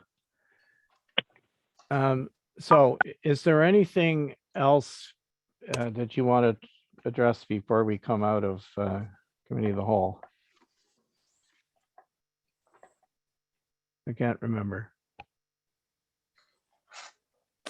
Got to wrap her up or we have to extend the curfew. Well, yes, and I was going to bring that up in just a second, but anyway. All right, so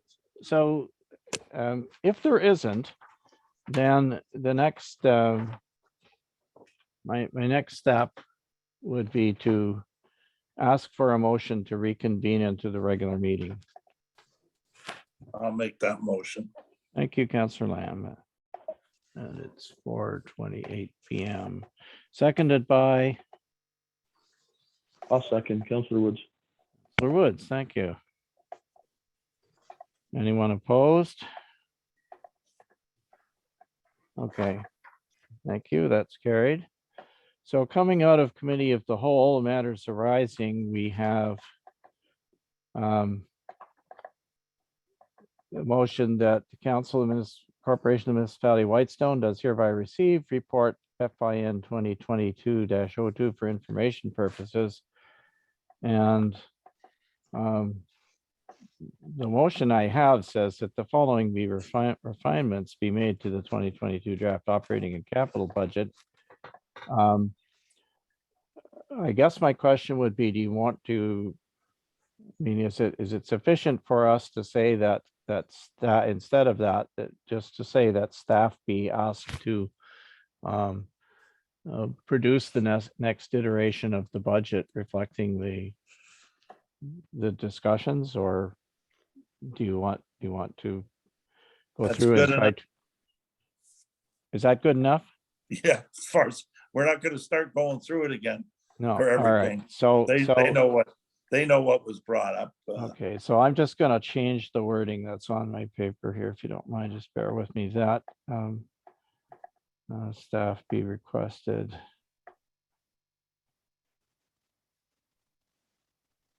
to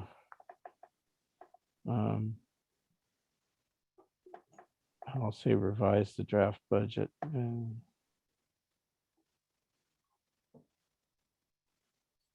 Budget based on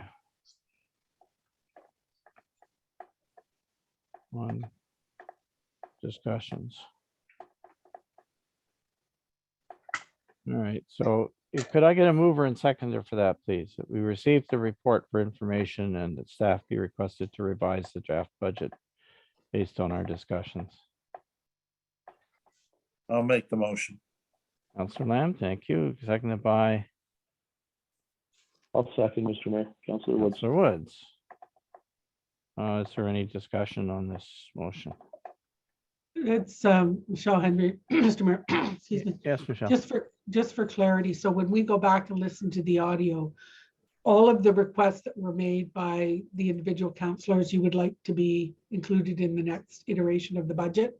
Is that what I'm hearing? Well, I would say we would like a response to those items because some of them were simply, you know, some of them are, for example, one about gravel had to do, well, is this the right number and why? And I mean, I guess if you feel strongly that it is, you can come back and explain the rationale for that. In the case of something like the dock, what I would hope would happen is that we would understand, and this would apply to the, you know, this applies to some of the other earlier items that we discussed before we went into the budget discussion when we were doing the carryover from last meeting. Some of those things required some work on the part of staff to come back, and those discussions will potentially produce some differences in what we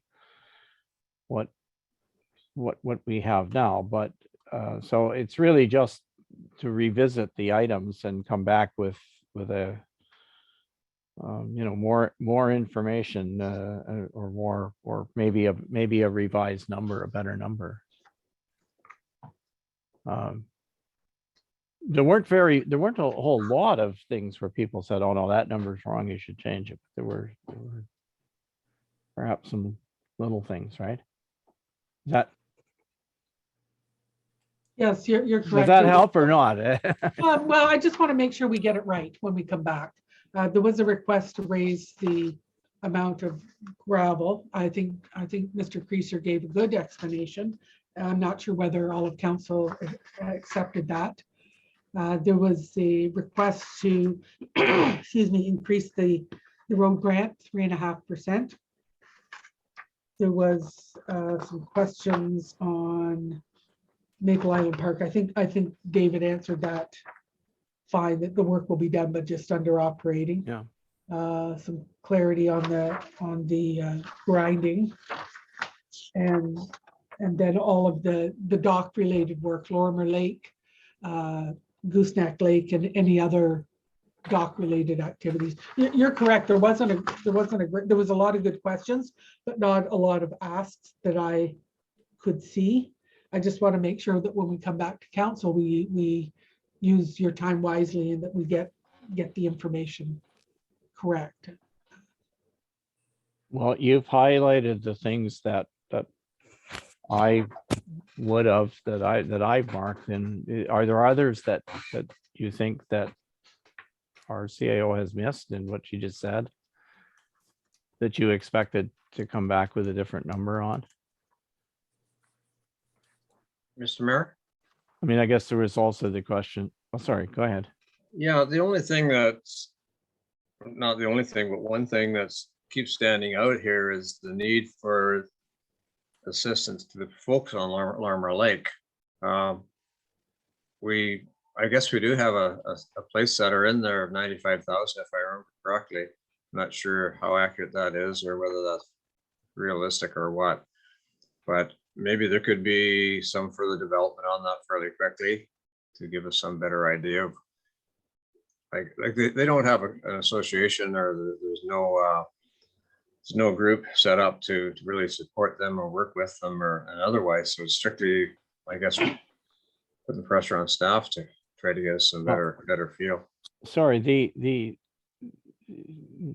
there is a Larimer Lake Cottagers Association, and the people who are communicating with us are on the executive of that association. people like Gary Monahan, and so on, and they you know, they're